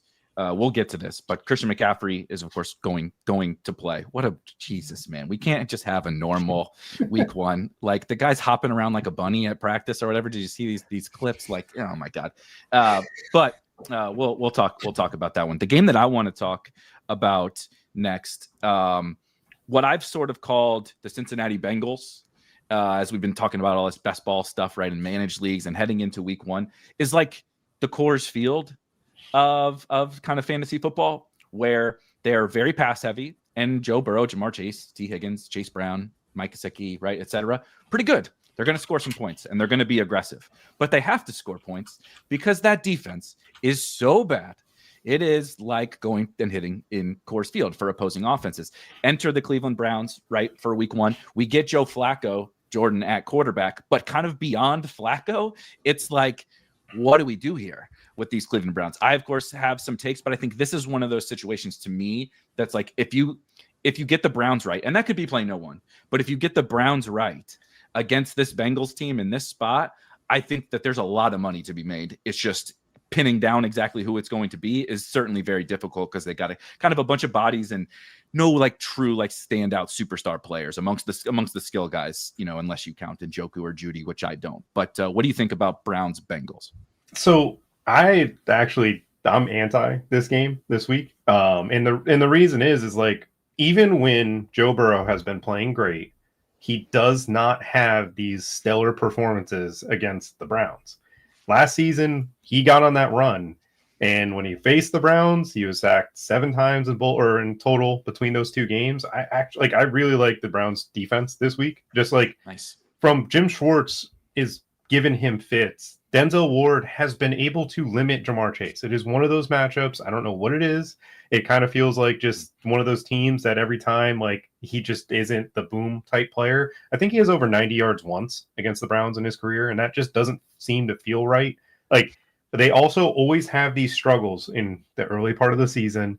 And then I know they played preseason. All of a sudden, it's supposed to just magically and make them just great. He dropped back 26 times, and I think every single person was told, or every single person who was watching was just watching him get obliterated.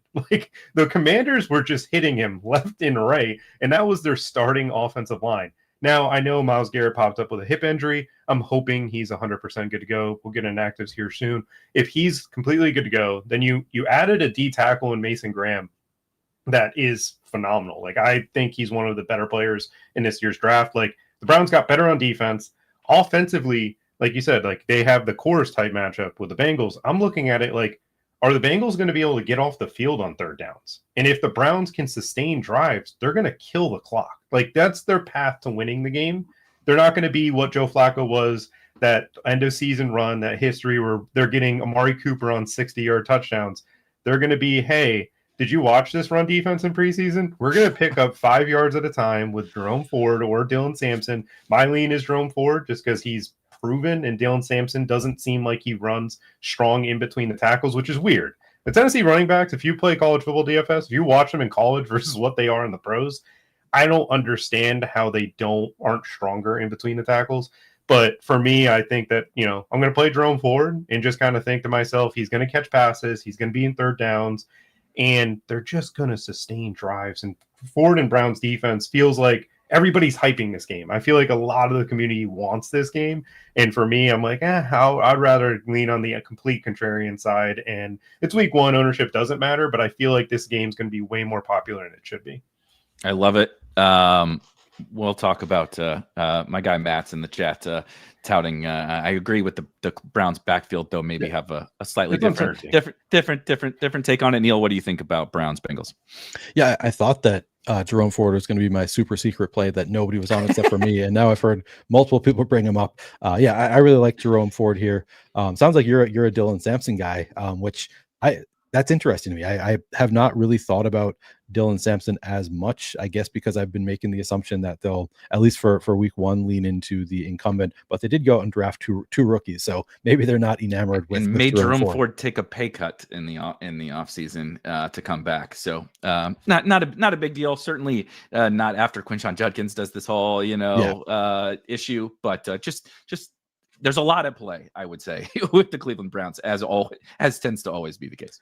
Yeah, I like Jerome Ford a lot, and I will play a good amount of Jerome Ford. I think particularly on DraftKings because he is pretty good in the passing game. He's also just an explosive runner. We've seen him pretty solid explosive run rate last year. So I am going to play a good amount of Jerome Ford. But if you can talk me into some Dylan Sampson, I would be happy to be talked into that as well. Both players, again, that I have a lot in my best ball bags. And I would love it if Dylan Sampson can take on a reasonable workload in week 1 against this Bengals defense. And maybe both of them are in play. I mean, maybe it is just like, even if they split in this matchup, if they're just going to establish the run against a really bad defense, I mean, I don't know that I'll play them together, but I won't like force it out of my lineups either. I think both could be good plays together. I'm more into the passing game than Jordan is. I think Joe Flacco is just going to, like, he's had success with Jerry Jeudy in the past. I had a conversation with Scott Barrett about this, that just like they time things so well together that like they just work really well together, Jeudy with Flacco, and they've had success in the past. So I like that. I also like David Njoku. I think he's one of the maybe the best tight end play. I like all the spend up options at tight end, so I'll be spending up in general, but I like Njoku as kind of a mid-range option. The Bengals, I feel like it's been a decade that they've been terrible against tight ends. Like their defense is just always bad against tight ends. So now we can take advantage of it with Njoku.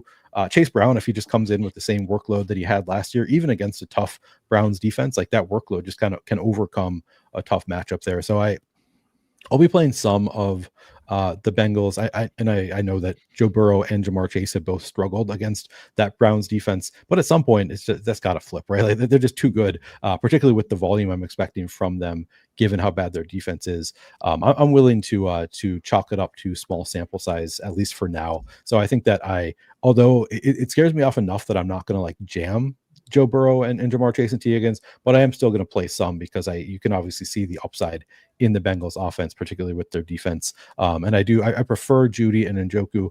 I'll maybe have a little bit of Cedric Tillman just for the price savings. But yeah, it's going to be the top guys for me there. And I think that basically does it for me. So Erik, you can give your pro Sampson take. Yeah. So in the I can't remember if it was the last or the second preseason game.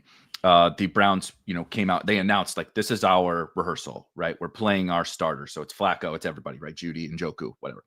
And they come out. Dylan Sampson starts the game with Joe Flacco. He was the starter in that game. Now, him and Jerome Ford both play. My expectation is that both of them are going to play. I would like to lean in to the rookie who I'm playing some Jerome Ford. Like I want this backfield. Okay, that's my general stance. My lean is more into Dylan Sampson because I think if anybody takes it and runs with it, no pun intended, and we're like looking back like, oh my God, 4,900 Sampson against the Bengals with everything that Jordan just outlined as to why they can probably grind this game out on the clock. And we look back and we're like, what were we doing? Right? That was really foolish. I think it would be Dylan Sampson. I don't think there's this, we kind of know what Jerome Ford is. I think it's very possible he has a good game. But do we look back in a month and be like, you idiots, look, Jerome Ford is this workhorse monster for the Cleveland Browns? I don't think that's the case. So the upside swing, right, the wider range of outcomes to me is Dylan Sampson. He was that Tennessee team last year that you referenced, Jordan. Not great on offense. Like the first Tennessee team in a long time to be actually quite terrible on offense. The only thing they could do is run the ball with Dylan Sampson, so much so that he was the offensive player of the year in the SEC, right? That's Georgia, that's Alabama, that's all LSU, etc., right? And he was the offensive player of the year in the SEC, carried them to the college football playoff. From their defense is very good, but from an offensive perspective, I mean, their big name quarterback left and went to UCLA. He stinks. UCLA's 0-2. Like it was a disaster. I think Sampson can play a little bit. Enough about Dylan Sampson. I also will say I'm playing some Harold Fannin, because he, in that game as well, right, has been drawing rave reviews over the course of the summer. If you want to pivot off of the Brenton Stranges and stuff, this is not like I'm playing a bunch of these different tight ends, but Fannin, it's funny how we view things like on depth charts sometimes, right? Like the JT Sanders call from Jordan was like, he's a tight end, but he like might end up kind of being the slot guy, right? They play a lot more 12 today. The Browns in that game as well, Fannin operated as largely a starter. He actually flexed out wide. They ran a slant at the goal line, and he scored a touchdown operating as a wide receiver with the starters. Had 2 catches and on 2 targets. They threw him a screen pass as well. I want to get out ahead of these like really exciting young players. And, you know, if it doesn't work, it doesn't work. He's 2,900. He could also still just catch a touchdown, and it's fine. I want to get out ahead of some of those situations, similar to like the Tank, ETN, et cetera. Nothing else, I don't think, to add. Chris Rodriguez inactive. So, but Jordan also mentioned the Bengals run defense and such. In that was the great Ja'Cory Krosky-Merritt coming out party. But Chris Rodriguez had started ahead of him, so at least now we don't have to worry about that. That'll be interesting to talk about. Darnell Mooney also inactive. We'll come back. I see, Donnie, the question about Austin Eckler and stuff. I promise you, we will come back to that. But I want to talk. Those are kind of 2 of the most important games, not necessarily the best, but the most important games, I think, from a game environment to talk about. Let's talk some running backs. We just talked about those Browns guys. We talked about that. This Christian McCaffrey guy is only 7,300 on DraftKings. Seems good, but running back is pretty good, Neil. I think there's a lot to like at the running back position. Let's just start to go through at the top of the salary range. Who are your favorite targets, and we'll work our way down. Yeah, McCaffrey's an interesting one because if you assumed he was a full go, 7,300, he's just way too cheap. This might, like, the injury might scare people off him enough that you're going to get a discounted McCaffrey at discounted ownership. So I think Chris McCaffrey, it is a tough matchup with Seattle, so don't love that. But if he does come in at lower ownership, I really think that he's a pretty good play here, just based on the volume. Even if he's not 100% healthy, he's going to get enough volume. I think that I like him quite a bit here. So he's I think the first, like, most important guy to talk about on the slate. Actually, did you guys want to give your McCaffrey takes before I continue on, or what do you or should I just go with all my running back? Okay. Go. Well, let's do CMC, yeah, because it is kind of a polarizing situation. I'm just gonna play him. Like, it's just one of those things where it's like, if a 7,300 McCaffrey burns me, then he burns me. Like, I know this flare up is absolutely terrifying, but like, I don't, like, in the range of running backs, I know we'll get on everybody. I don't want to play Bijan this week. Like, I want nothing to do with Bijan against Tampa Bay's defense and Vita Vea. I just never do. Like, that's Tampa Bay and running backs for as long as Todd Bowles is coaching that team, they are just not going to let you run the ball. The only team that had success running the ball was Lamar Jackson and Derrick Henry, and I would say that's fair. That's understandable. Like, that would be one of the few teams, and I'm like, okay, there you can do it. But this Michael Penix and Bijan are not gonna threaten them in the run, and Vita Vea is fully healthy, so that's the one running back in the top tier that I just can't get to at that. Just personally in the matchup, I don't know how you feel about it. I will just add that I am not going crazy with Christian McCaffrey. I'm kind of, I want to get a sense of what I think the ownership is going to be with this issue. I kind of tend to think people are still just going to play him because he is. It's like, we got this news right just a few minutes ago or whatever. Like, he's good to go. He's going to play. He said he's good. I kind of think people are still just going to play him. And it's not just that he's injured. Neil, you mentioned, like, Seattle's defense is very good. They're on the road at Seattle. I bet Seattle to win this game. They're home dogs. I don't think that they should be. I think San Francisco's quite overrated in the betting markets. Now, they're also very good plays in DFS, all of them. But I just think I'm not going crazy. Kind of like Jordan was saying with the Bengals, like, not going to be too crazy with the Bengals because of, the matchup and that kind of stuff. And maybe the market isn't taking that into account. I feel similarly like with Christian McCaffrey that there's just a lot of good plays. I'm not going to make my whole slate dependent upon him is really my only takeaway. Yeah, I think that's reasonable. I think I'll be overweight to him, but I'm with you in that I'm not going to be playing like 40%. Like, I'm going to be overweight if he's 10, 15%. I'll get over that number, but I'm not going to let Christian McCaffrey make or break my slate because I am a little bit afraid of it. And we've got a lot going on in week one, a lot of other strong plays at running back. James Conner to me stands out. Now he's going to be chalky. I don't think I'm going to be that far off the field though. The field is going to be over 20% on James Conner. I think I will be too. I think New Orleans defense is just bad enough that at 6,100, James Conner just kind of a steal. I don't really think this is a 1A, 1B situation. Maybe I'll end up being wrong, but I think James Conner is still kind of the workhorse back there for the Cardinals. So I like him quite a bit. We've already talked about some of the running backs that I like in Jerome Ford. You've talked me into a little bit of Dylan Sampson, I think, and then the Jaguars guys. So we've discuss some of them. I do think that this Chris Rodriguez inactive news is pretty interesting. I had not really thought a ton about playing the Commanders, but we've got JCM at 4,000. He is min price, so he's a little bit interesting in his first game.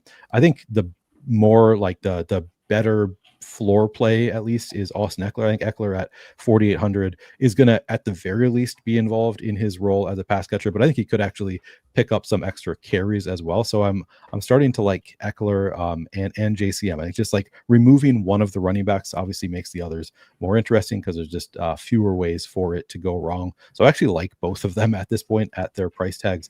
I'll lean into that uncertainty a little bit. Bijan, I mean, yeah, I guess it's a good point about like the defense for Tampa is just completely different whenever Vita Vea is there. Like it's insane how much of a difference he makes. Bijan is going to get a little bit of ownership. I imagine I'm with you that I'll be underweight there. I think I'll probably have some Bijan Robinson, but not going to be a huge part of my portfolio. Really like Kenneth Walker at 5,900. He's not going to get a ton of ownership. I think that he is, again, going to be the workhorse there. I don't think it's a 1A, 1B situation. I think it's going to be mostly Walker, and I think they've been kind of managing him throughout the preseason so that he's going to be healthy for week one and be able to manage a full workload. Don't know that for sure. It's kind of an uncertain situation, but again, if he is, he's just a really good running back who is too cheap for a running back with a full workload. Tony Pollard, pretty interesting with no Tyjae Spears there. He is not that expensive. We've seen him in the past. Whenever Tyjae Spears is out, Tony Pollard takes on a big workload. So at 5,700, I think he's a pretty strong play even in a tough matchup. I like Achane and Jonathan Taylor from that Colts Dolphins game. I think both are fairly strong plays. They're getting enough ownership that I'm not going to go overboard there. I think I'd rather play some of the less chalky guys that are a little bit cheaper. Yeah, I think that's the majority of the running backs that I'm like particularly interested in playing. I'm just scrolling through some names, maybe a little bit of J.K. Dobbins. But yeah, I think that's the majority of like the running backs that I'm making sure to get some of. When we start to talk about running backs, my dogs get angry and they start barking. We don't draft them. We don't talk about them, but they are pretty important. Jordan, how are you approaching the running back position today? I love Josh Jacobs today. Not normally the running back that I like a lot, but we have Aiden Hutchinson coming off a broken leg. Any video I've seen of him doesn't look great. They did not get to the contract with him, so it's like maybe they're trying to lowball him a little bit. They've had supposedly good talks, but we'll see where their contract lays out. But Aleem McNeil is not playing for the Lions. They have a new defensive coordinator. It's a spot where it's like the Packers have that early bye week. This is a 30-touch Jacob week to me, where it's like he could get that crazy workload where like, oh my God, and they did this right away. And it's like, well, they have the ability to, hit that bye week. This is a huge game for both teams. You're at home. Like, you want to run the ball. The Packers corners are just absolutely awful. You mean moving a wide receiver to corner isn't generally good in the NFL? Yeah, Travis Hunter, Melton. It's just one of those things that I'm like, I can't do it. Then you have Bucky Irving, I think, is in a really good matchup with Atlanta. Like, Atlanta has a new front. They have a lot of new pieces. James Pierce might be starting, which is from that Tennessee team, and he's a very good pass rusher, very, very inconsistent in rushing lanes, and Bucky could break a few big ones.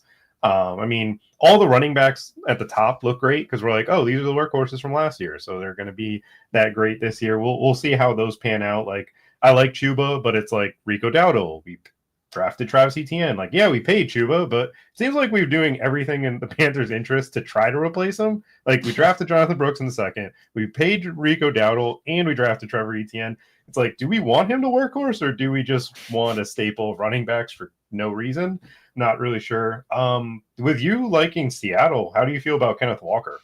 I'm pretty big into Kenneth Walker. I know Neil was mentioning him too. It's an exact another one, just like the Jags, right? And the Samson Ford stuff of like, what do you win if Ken Walker is Ken Walker and like at home against we've talked about a lot of these defenses. I think San Francisco's defense takes a step back as well. Like, you just have to think about, you're talking about like the Panthers doing all this stuff contractually. When you have to pay Brock Purdy $50 million and you're paying Kittle and you paid Ayuk and you paid Christian McCaffrey, right? And you got to pay Bosa and it's very top heavy. It's like an NBA team. You have a bunch of minimum contract guys on the end of the bench. Gary Trent Jr., come on down, right? You got to play a bunch of minutes because you don't have anybody else. I think that's what the 49ers are. So Ken Walker is, I don't know exactly where I put him in my priorities, but he's definitely a decent priority in tournaments, especially at super low ownership. Yeah, makes sense. Yeah, no, I feel the same way about Walker. Other than that, like, I mean, we touched on quite a bit of the running backs. Like Tony Pollard, I think, is the most guaranteed workload of the 6K, like under 6K range. I think Travion Henderson's intriguing. I just don't know. Like, we're hyped on him because of a kick return. We're not hyped on him actually playing running back in the preseason, which is like the concerning part. And also, I think Drake May is going to run this year. I really believe they're going to actually utilize him in the rushing game, which makes him a very, very intriguing option in GPPs against that Raiders defense. But I wrote up that stack, and I think that it's just the more I've thought about Drake May, it's like they have a bad O-line. It's like, okay, so he drops back to pass. What is Drake May's instinct? It's he plays like Josh Allen. Like he runs around and he launches the football, and it's like that's the type of GPP quarterback I want on my rosters. And hopefully he's not getting hit by Max Crosby, and instead he's just escaping and getting those 20-yard rushing plays because someone missed their assignment. So rookie left tackle for the Patriots, Will Campbell, is active, though Christian Gonzalez may be good for Brock Bowers and co on the Raiders side, which we'll get to at tight end. He is out. I think we hit on this, but Darnell Mooney is officially inactive. He sort of returned to practice this week, but I promise we'll talk about the Falcons stuff. Just making sure that I didn't miss any other of these current. Hopefully no one was playing Alan Lazard. Nick Chubb expected to serve as a bell cow back. I know we didn't talk about him. I'll just touch super quickly on that one. You'll have to forgive me if I'm not jazzed up to play Nick Chubb this week, even if they're telling me he's the bell cow. I still don't expect him to play on passing downs. I don't think it's absurd to play him. There's just a lot of really good running back plays, and that game is, I bet the under on that game. The Houston offensive line is woeful. Christian Kirk is out. I think the Rams defense is solid. We saw what they did to a bad Vikings offensive line. Literally ran Sam Darnold out of town over to Seattle because of the pressure they were putting on. I think CJ Stroud's going to be running for his life a little bit. So I'm a little bit lighter on that game overall, just in case we get any Nick Chubb questions. God, Nick Chubb. Christian McCaffrey's hurt. Nick Chubb is back in our lives. Jerome Ford. Well, what is happening in week one? All right, let's hit a few questions. I'll give. I should do it now. My favorite running back play of the slate is Jonathan Taylor. I think that, like, speaking of like workload stuff, like DJ Giddens is fine, but they haven't exactly found another back that they can really use. And I think he's the engine of the offense. You'll have to forgive me if I don't think loading up Daniel Jones with a bunch of, drop back passes against any team is a recipe for success. I think Shane Steichen is fighting for his life as a NFL head coach. I mean, on the other side, Mike McDaniel is the favorite to get fired first, and he probably will, especially if they lose today. But I think the Colts are pretty much right there. That's why Anthony Richardson isn't playing, because he's, they need to win games. And I think that means Jonathan Taylor carry us across the finish line at home against a bad Miami defense. I think Jonathan Taylor is a pretty awesome play, but these guys hit on a ton of other. I'll also shout out. We'd be remiss if I didn't talk about the worst offense on the slate, but Alvin Kamara is another workload, right? And PPR guy, much prefer him on DraftKings.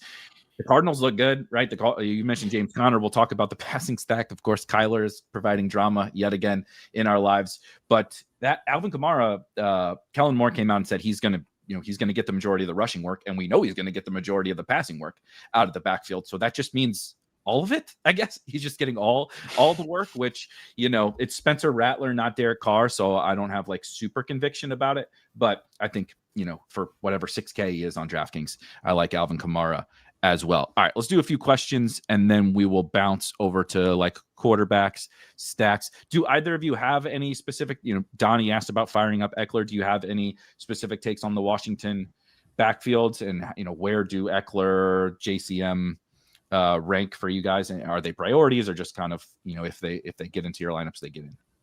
I wouldn't say they're priorities. I don't think either of them is going to project particularly well. I actually think that there is some chance that people are going to see this and be like, yes, I can play jam JCM, because people are really excited about Ja'Cory Krosky-Merritt. He's 4,000, so he doesn't need to project all that well. But to be clear, he's not like a $4,000 running back projected for 15 points. He's going to project for 10 points, I think. So he's not, I wouldn't say he's a priority, at least based on what I'm seeing so far. Maybe different projections, maybe it'll change. But I don't think right now that either of them is a priority. I think there's some risk that they're actually going to go over owned, but I am going to have some of both of them in my portfolio of lineups. We have him. I'll just say we have him for 9 points on DraftKings and out. Jordan, sorry, I'll let you give that take. It is specific. Like, this isn't, like you said, this is just like, oh my God, B-Rob's gone and Chris Rod. This is JCM's backfield. Right. Jeremy McNichols is the kind of the special teamer, but Austin Eckler is going to play the passing downs. And even if something happens to Austin Eckler, Jeremy McNichols is going to play the passing downs. I just, I think he's a pretty solid play, but to your point about, like, I don't know if we want to get out over our skis on like a committee back who's not going to catch a pass, even at 4,000, because we have a lot of good plays today. But any other takes, Jordan?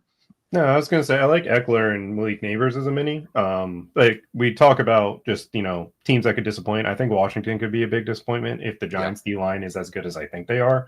Like, Abdul Carter, Dexter Lawrence, Brian Burns, and Thibodeau is the most terrifying front four that you could have for passing downs. And it's like, check down Eckler, just keep checking it down. I like JCM, but it's like, I feel like Neil's right that the field is going to jam him in. It's one of those guys this week.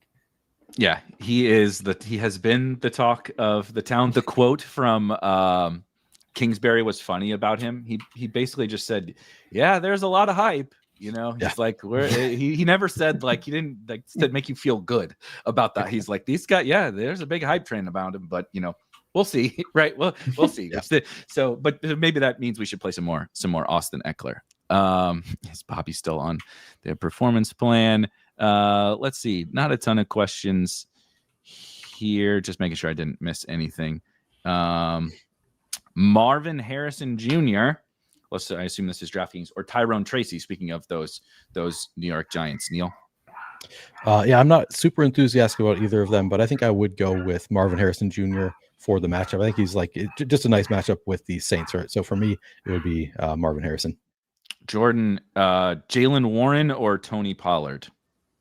Ooh, I'd go Warren against new defense. I hate Arthur Smith's scheme, but it feels like everything that Tomlin and everybody's been talking about is like, this is the guy. And like, usually they don't do, like, Tomlin doesn't usually go with this is the guy. It's usually our plan is we don't know. Like, it feels like Jaylen Warren's just going to get enough touches. And as Tony Pollard, I just would like a better matchup. Yeah, that matchup is rough. Everybody's survivor pick is the Broncos, which means maybe we should play Tony Pollard because we saw how that went last year for the Cincinnati Bengals. But I think you guys also mentioned Travion. He's another guy. I prefer like the Sampson, Ford, even probably Bill, and Bill is Ja'Cory Krusky-Barrett for those that aren't psychopaths who've been following this since May. He goes by Bill, but Travion, I just can't. I don't want to be late, right? It's like there's certain guys like that I'm playing where I just think, right, so we'll get to the segue into some of the pass catchers and stuff. The like dart throws, Torrey Horton, right? Somebody asked about a Sam Darnold double, right? So I think Cooper Kupp is dust. I understand if someone would say, well, what if he isn't? I think that's another potentially advantageous situation. But there are certain guys that I want to take shots on, like a Torrey Horton, who they cut MVS. Jake Bobo is out. I know that seems like it. I've said Jake Bobo on the show way too many times over the course of the last few years, but he's out. Like, Torrey Horton's going to play a ton. He's $3,000 on DraftKings. There's guys like that, and Travion's in that bucket. Like, if he comes out and like gets like 18 touches and catches 5 balls and against a bad Raiders defense, like, I'm gonna be so mad that I didn't play some of them. So he's just in that bucket. Not a priority, but I want to have some really on both sites. But someone asked about the Darnold. Can you play the Darnold double? Let's segue that into some stacks. Neil, are you playing any Darnold doubles? And then what is your priority from like a quarterback and a stacking perspective for tournaments? Yeah, I don't think that I'm going to get to a ton of Darnold doubles. If I get there, it's going to be because the Opto got me there. But I don't hate it. Like, I do think that it is viable. I think JSN is only 5,800. Cooper Kupp is not that expensive. Like you said, Torrey Horton is in there. So I actually think that it is a viable double with any 2 of those 3. Or if you want to play one of the tight ends, I guess you could. I don't think I'm playing the Seattle tight ends today, but yeah, no, I think that it's viable. I don't think it's a priority for me by any standpoint. As far as priority stacks for me, I like quite a bit. So we already talked about Trevor Lawrence quite a bit. I like that one. As Jordan mentioned, the Green Bay cornerbacks, the back they're just really bad. And this is something that I was talking to by Derek Brown. He was texting about it yesterday. Just like, people are not playing Jared Goff, and it's just going to be really low owned, and he's just going to decimate that defense. So I am pretty into getting to Jared Goff, playing some of the Lions here. Joe Flacco, as I mentioned, I like Njoku and Judy. I like that double in particular. I'll mix in a little bit of Cedric Tillman, but I really do think that is a strong way to play it. Michael Penix, pretty inexpensive. Now, it's a little bit tougher with Darnell Mooney out, because it's easier in a way that I just want to play with Drake London and actually Kyle Pitts a little bit. Kyle Pitts has had a lot of success against this defense. Famous last words. Yeah, I know. You should never play Kyle Pitts. So don't do as I say or as I do, I guess, or do as I say, not as I do. I'm going to play some Kyle Pitts because he has had some great games against this Tampa Bay defense in the past. So I think it's possible that he'll continue to do so. And Michael Penix, just like kind of the fun new quarterback. I know he obviously played last year as well, but I like the upside there with some Falcon stacks with London, Pitts, and even a little bit of Ray-Ray McCloud, I think is probably fine. So I'd say my priorities are Flacco, Lawrence, Goff, maybe Mayfield to an extent. I'll play some Burrow. Jaden Daniels is interesting because I don't like the stacks. Like, it's such soft pricing that it's easy to get to Jaden Daniels, but also I don't love the stack. So I don't think I actually end up playing a ton, but I'll play some, maybe with some Debo, maybe a little bit of Terry McLaurin. I like the Drake May shout out. I think he's a solid play here. Brock Purdy, I think, is just going to go completely unowned. And it's like we talked about, it's a tough matchup, but that's a good enough offense that I am willing to play some Brock Purdy. And then I'll just throw one more is Tua Tagovailoa. I think that's just an offense that 2 years ago, they were the offense that you wanted several times. Like, that double stack just like absolutely crushed. Didn't work at all last year, but I think that everybody's off it. Now is a time to try to take advantage and play some Tua as well. Seamless transition to the gentleman in a Miami Dolphins jersey today. I have another fun, just DraftKings only flyer to shout on the Dolphins. But Jordan, I think I very much like Drake London and that game overall. I believe you were pretty into that game and the Dolphins as well. So if you want to touch on those guys and any other that Neil didn't hit on. Yeah, the Tua Tyreek Waddle double is the easiest time this is the best time to play it. This is against a Colts defense that signed Xavier Howard 2 weeks ago, and he may be starting at corner. Like, tell me your cornerback isn't good without telling me your cornerback room isn't good. Lou Anarumo was this great defensive coordinator for about 1 season, 2 seasons, when he had Jesse Bates back there and some other guys over in Cincinnati. Before that, we were just targeting players against the Bengals forever. And then last year we were targeting players against the Bengals. He doesn't have that type of talent on that defensive side of the ball. I love Tua. He was the only quarterback to throw for 300 yards in week 1 last year. That was the only guy to hit that number. I don't care. Tua and Tyreek Hill are best friends. That doesn't matter to me whatsoever. That narrative is just so overblown. It's like, I'm going to have a lot of Tyreek Hill. He's not a captain, Jordan. He's not a captain of the team, don't you know? It's just crazy to me that, like, those are the narratives that we're running with. You can also play Tua, Achane, and Waddle, or Tyreek. That can also get there in this slate. Michael Penix to Drake London. Drake London had a 45% target share against zone coverage with Michael Penix at quarterback. Tampa Bay ran over 80% zone coverage against the Falcons twice last season. This is what Todd Bowles is. He's run the same defense for almost 6 years now. I love Drake London. I know he's popular. I don't really care for it. I feel like a lot of the field's going to run back, like try to, run back Mike Evans. I like Egbuka with Bucky in that run back, just because of the fact that if you look at the corners of the Falcons, AJ Terrell is going to shadow Mike Evans. And then you have Mike Hughes, who gave up 4 touchdowns into a playoff game and convinced everybody Gabe Davis was really good. And Billy Bowman, who's a rookie. It's like, oh, Egbuka's a rookie. This is one of those like matchups that just thrive on. Trying to think of any other doubles that we didn't hit on. Oh, one thing about Texans that I really like is, we haven't touched on, defense side of the ball at all, but I love the Texans defense. Matt Stafford was in like a chamber this whole time. Their offensive line is kind of beat up and a little sick and different things. And the Texans made Josh Allen's life hell. They made Tua's life a problem. They had plenty of offenses that were like, oh, we're doing really good. And then all of a sudden, pick six after pick six. Also, who has led the NFL in pick sixes in the last 4 years? That's been Matt Stafford. We're trying to play defenses that get the pick six and everything. Give me the quarterback that's 38 with a bad back. I don't know. That just seems like a defense that nobody is necessarily getting to. Any other? Oh, Geno stacks I think are fine. I love Dante Thornton this week. Mike Vrabel without Christian Gonzalez. We forget we targeted the Titans defense, pass defense for 5 years with Vrabel. This is a defense of the Patriots that they cut both their safeties and Christian Gonzalez is out. I don't know. Big play opportunity. Seems like it's there for Geno and also the Raiders where you don't know what their offense is going to give you. So those are my stacks.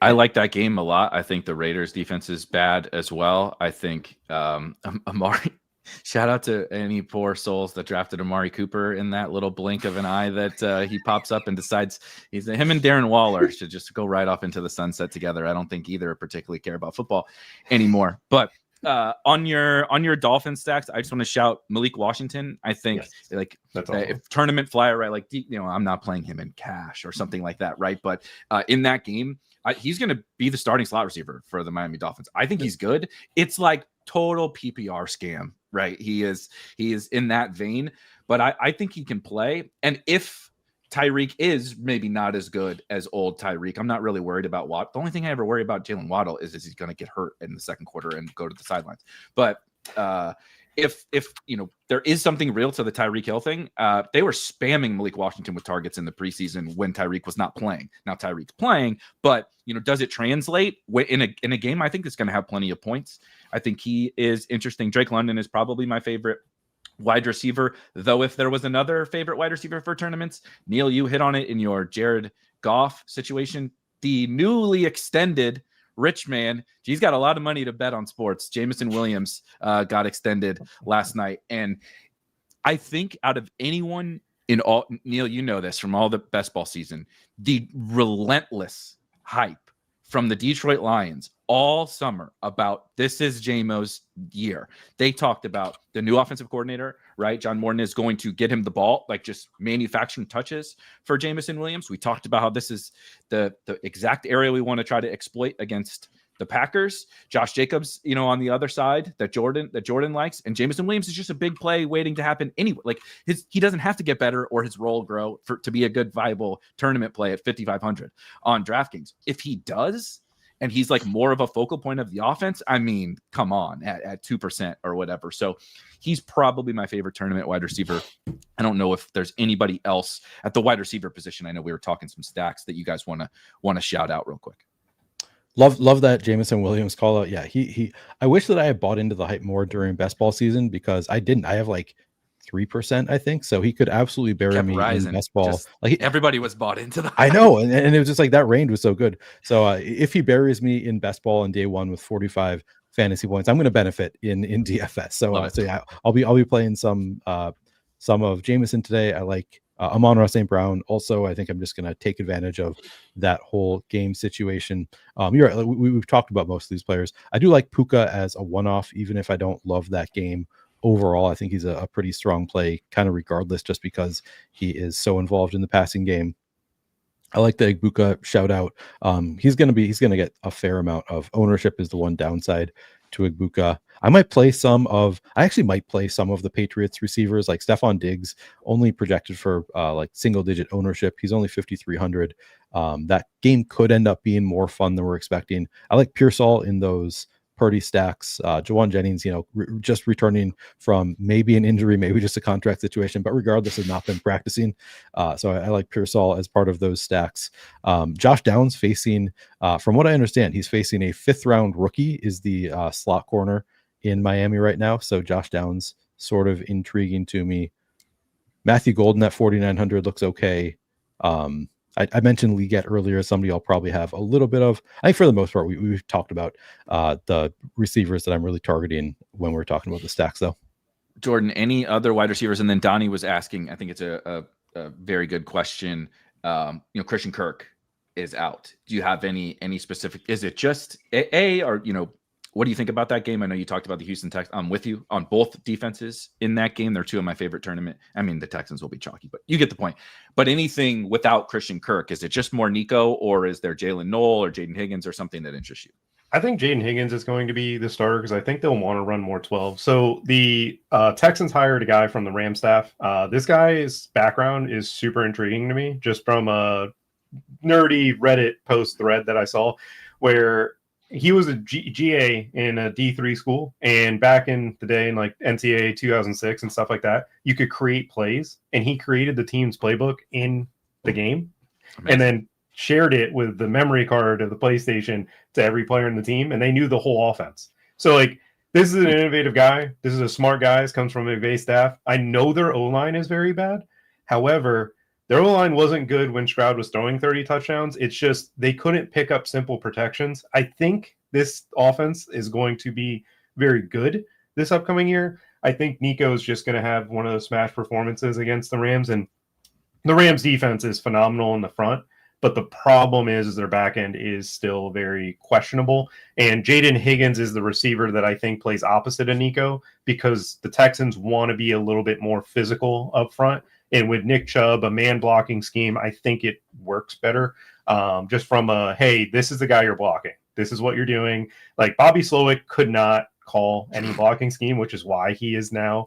I think he's back. I think he's with Miami now, or maybe he's back to San Fran. I know he's with one of the guys, but other than that, receivers, Xavier Legette, I do like the shout out for, just because I hate that we just have to have a Jamar Chase level season as a rookie to be a good player. Like Legette was clearly a guy that was a developmental piece. As a Panthers fan and someone who loves scouting receivers and stuff, I saw the talent. He profiles as a number 2. Now we have our 1. And it's like, this guy's a yak player. Bryce Young gets to play point guard.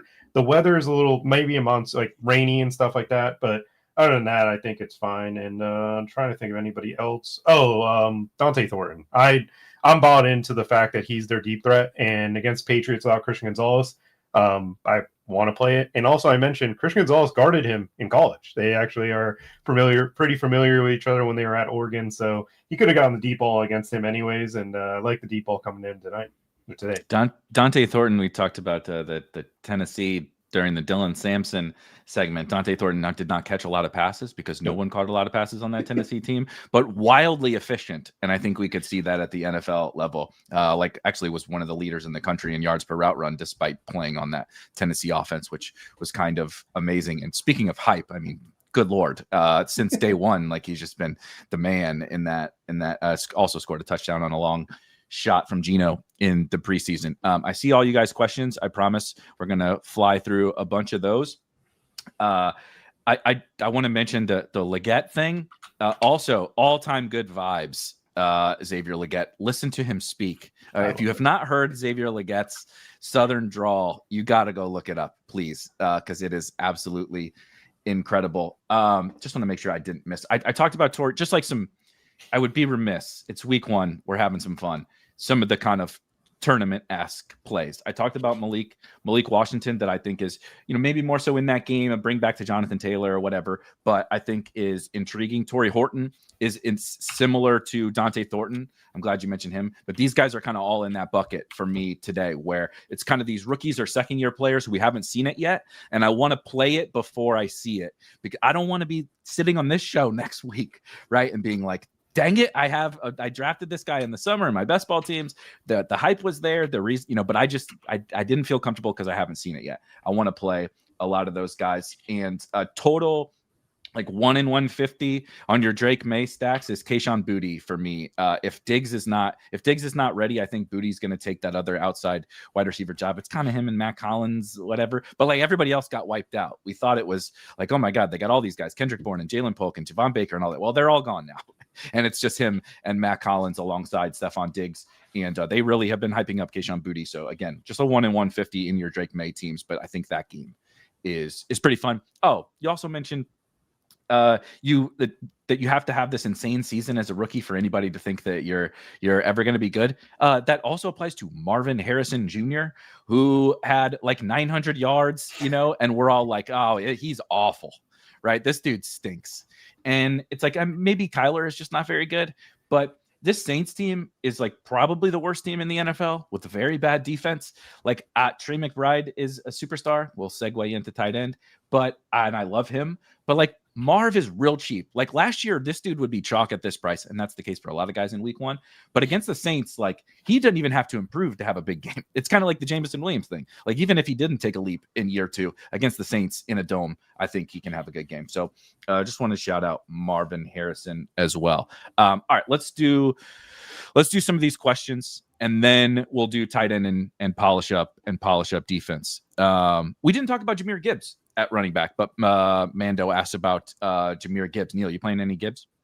Yeah, I'll definitely have some Gibbs leaning into that offense in general. So I really like Goff and the pass catchers. You can also stack up Goff with Jahmyr Gibbs. Clearly, I think he can be part of stacks. So you can play him individually. But yeah, I definitely like some Jahmyr Gibbs at kind of reduced ownership due to the price tag. But maybe he just takes on more of the workload this year. Last year, whenever David Montgomery was out, we saw Gibbs just absolutely dominated.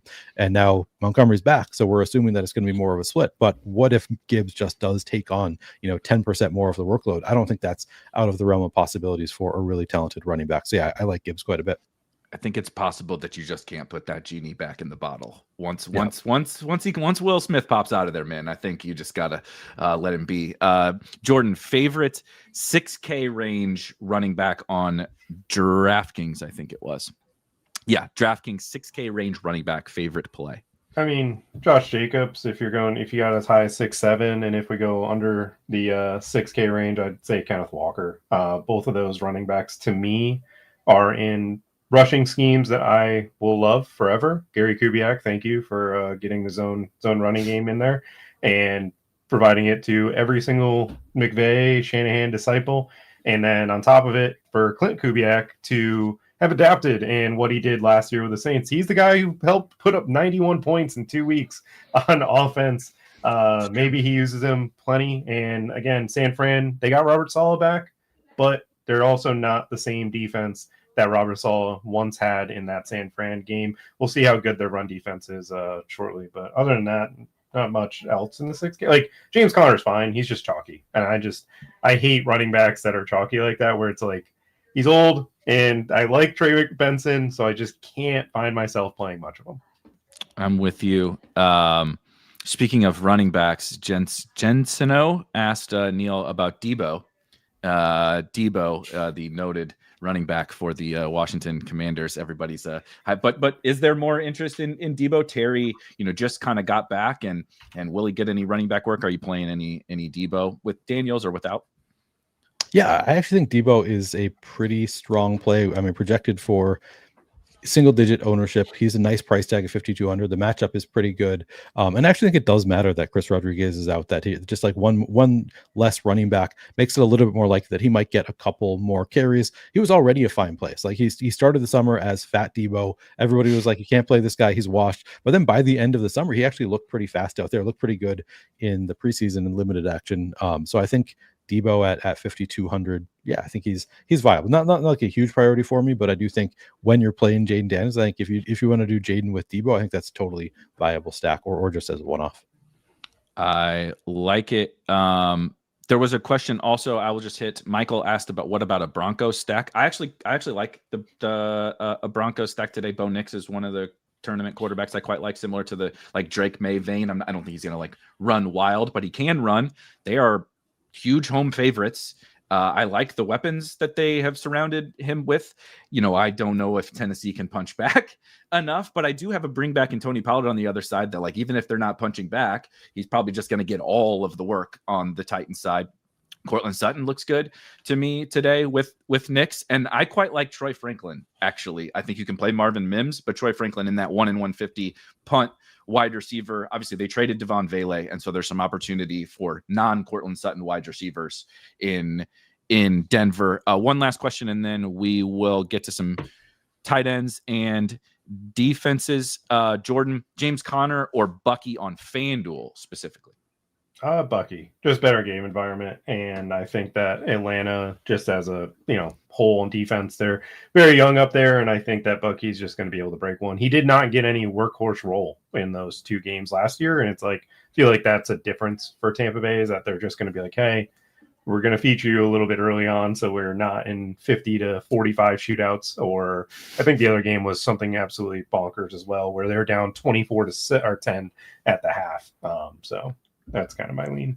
Notably, I believe that was the Kyle Pitts game that Neil referenced, the one good Kyle Pitts game that we've gotten in quite a while. But yes, when we're talking about Jalen McMillan is out. When we talk about McMillan, it is Tetaroa McMillan of Jordan's Carolina Panthers. All right, tight end. Neil, you hit on the superstar tight ends, and we've touched on Brenton Strange and Harold Fannin and JT Sanders and such. But how are you playing the tight end position? Because it actually feels pretty good to me. I think there's a lot of options to like at tight end, and that isn't always the case. Yeah, agreed. So I'm pretty into David Njoku, as I already mentioned, but I like the three. I guess that you could include him as the four that are going to project the best. Trey McBride, Brock Bowers, George Kittle. I think they're all pretty strong options.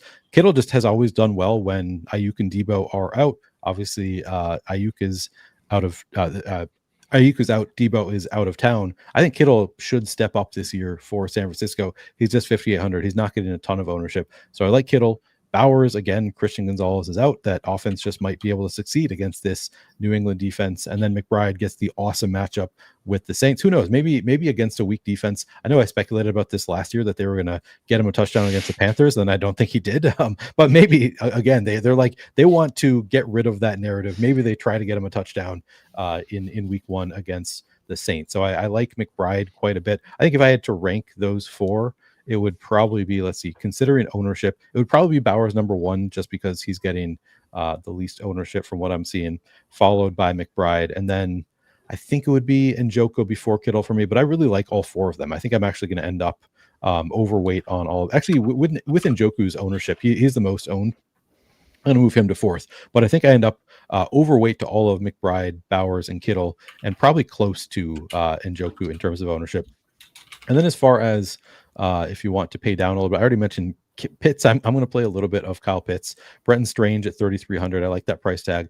I like the Chigakonkwo $3,400 price tag. I think he might be in to step up. I think he might be the number 2 option in the passing game there. So even in a tough matchup, I like Chig here. Jatavian Sanders, we already talked about. I like your call of Harold Fannin. He's been one I'm going back and forth on. Like, maybe I'll get to a little bit. I'm not going to take a huge stance on Harold Fannin, but like, this would be a fun game for them to showcase him against a bad defense. So I think there's a chance he plays a little bit more than expected. Tucker Kraft at 4,000. Again, I like that game environment. I think he's a pretty fine play. I guess if I'm playing Goff, I probably need to play a little bit of Laporta. And then the only other name that I'm going to throw out is Tyler Warren. I think I didn't buy a ton of him in best ball, but he's 4,400. If he's going to be what a lot of people think he's going to be, like, that's going to be too cheap of a price tag in kind of a fun game environment. So I think he's worth a shout in DFS today. Totally agree. Keep the questions coming in chat. If we don't get to them, which we probably will not, we're going to wrap up tight end. Crunch time will be here in just a minute, and they will lead you up to lock. Get all of your questions answered. Jordan, anything to add at the tight end position? I love Hunter Henry this week. He caught 9 touchdowns in the one season Josh McDaniels coached him, and that was with Mac Jones. And now I think he's going to be, like, if you think about the red zone for the Patriots, if they're not success running the ball, I think he's going to get a lot of red zone work with Drake May. And then the other person I will shout, like, I like Tyler Warren a lot too, because of the fact that Josh Downs has missed so much time. Like, he has been hurt this entire month of August. How much of a chemistry does he have with Daniel Jones? Like, I don't know. Like, these are the things that, like, this past month, like, we got to figure out, okay, this guy hasn't been playing. Who has been actually getting a lot of the short yardage and stuff like that? That's where I think Warren just going to get naturally. And if Miami, they're going to have to keep 2 high shells because their corners, like you said, like, they're another team that's just desperate at that position, where it's like, then you're getting Tyler Warren just kind of easier coverages against linebackers and stuff that he can kind of get those going. I like Tucker Kraft a lot, Tavion. Trying to think of anybody. I mean, the top tight ends are always they all look really appealing. I mean, Brock Bowers is just really good at football. I will say with Kyle Pitts in particular, not only did he have those games, but it's like Darnell Mooney, again, another guy that missed all the month, obviously is inactive.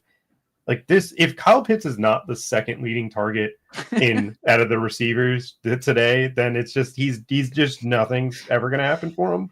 But this matchup against Tampa Bay, like, Penix has talked about him a lot. Like, I know this whole idea of, like, this is the year, like, the dude's not the same player he was when he got drafted. Multiple surgeries, different things happen. That's the way the NFL works.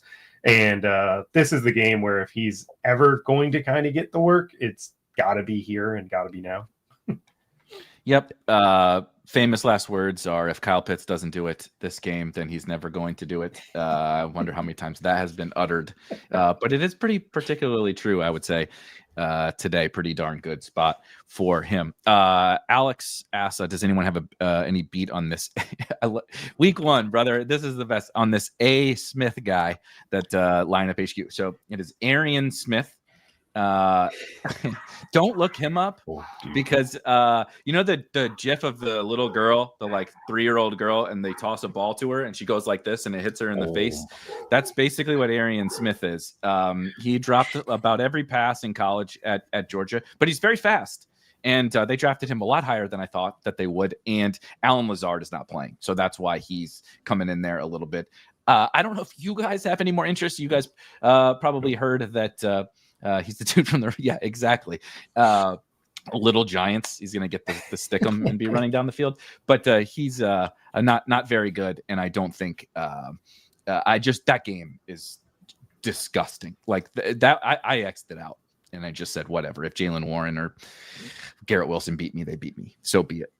Yes, smash that like button. We will have crunch time coming in here in a second. Let's give some quick defensive takes. Jordan, you mentioned Houston as one of your favorites. I think they are, if you're spending down on DraftKings, I think they're good in play on both sides.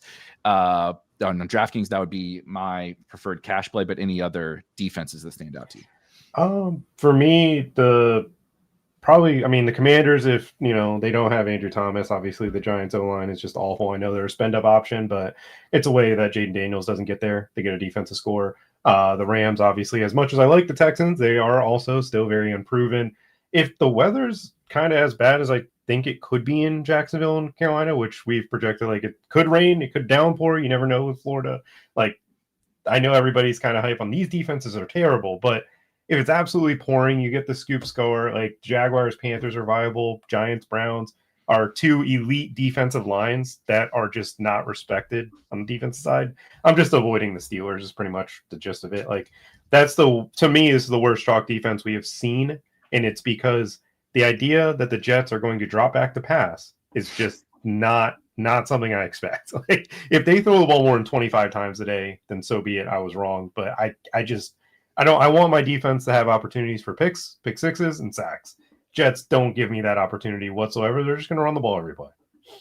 They could have not done commercials on Red Zone, and just anytime they thought about going to that game, just run a commercial during that segment, because I no interest for me.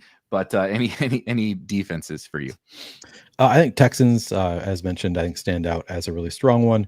I think the Cardinals going up against Spencer Rattler seems like a pretty good spot.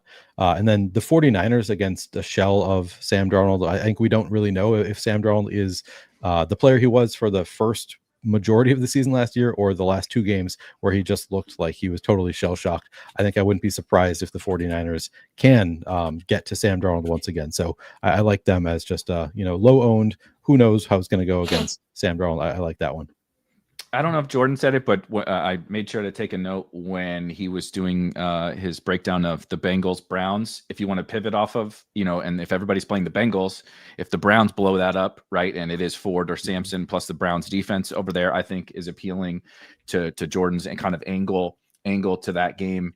And then I think as excited as we are about the Lions, and I know that the vulnerabilities of the Packers on the back end, they did just get Micah Parsons, and the front seven is pretty good. The Lions lost Frank Ragnow, right, and Ben Johnson is gone. I'm expecting everything's all good in Detroit, but there's like a little bit of it's Jared Goff outside in Green Bay, new offensive line, new OC. I think there's a little bit of risk there. Green Bay's not going to be owned at all. All right, what we do. Neil knows, so we're going to make Jordan go first. Our bold take, our flag plant, what is winning tournaments today before we bring in the crunch time crew? Jordan, what are we flag planting? Tua throws for 400 yards, and Jalen Waddle and Tyreek Hill have over 100 each. That's my flag plant of today's slate. And I think that the Colts secondary is awful. That's kind of where I'm going for, and it's one of my stronger takes in the tournament. I don't know how you feel, Neil, but what is your strong take? He was ready, Neil.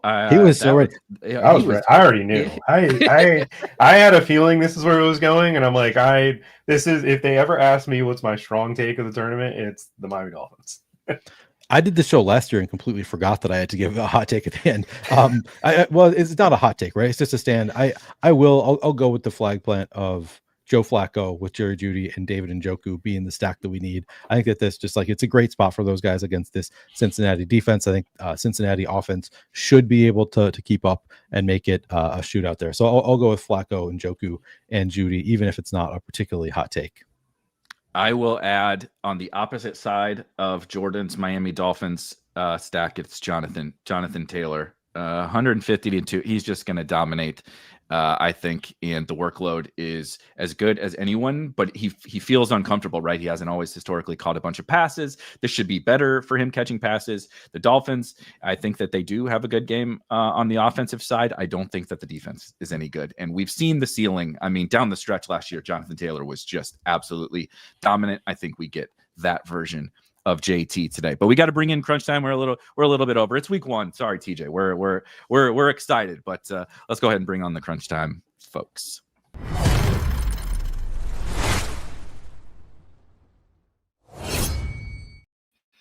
No apologies necessary, my friend. We got a 2-man booth, so you guys take as much time as you want. What, you don't want to talk to Chief or something?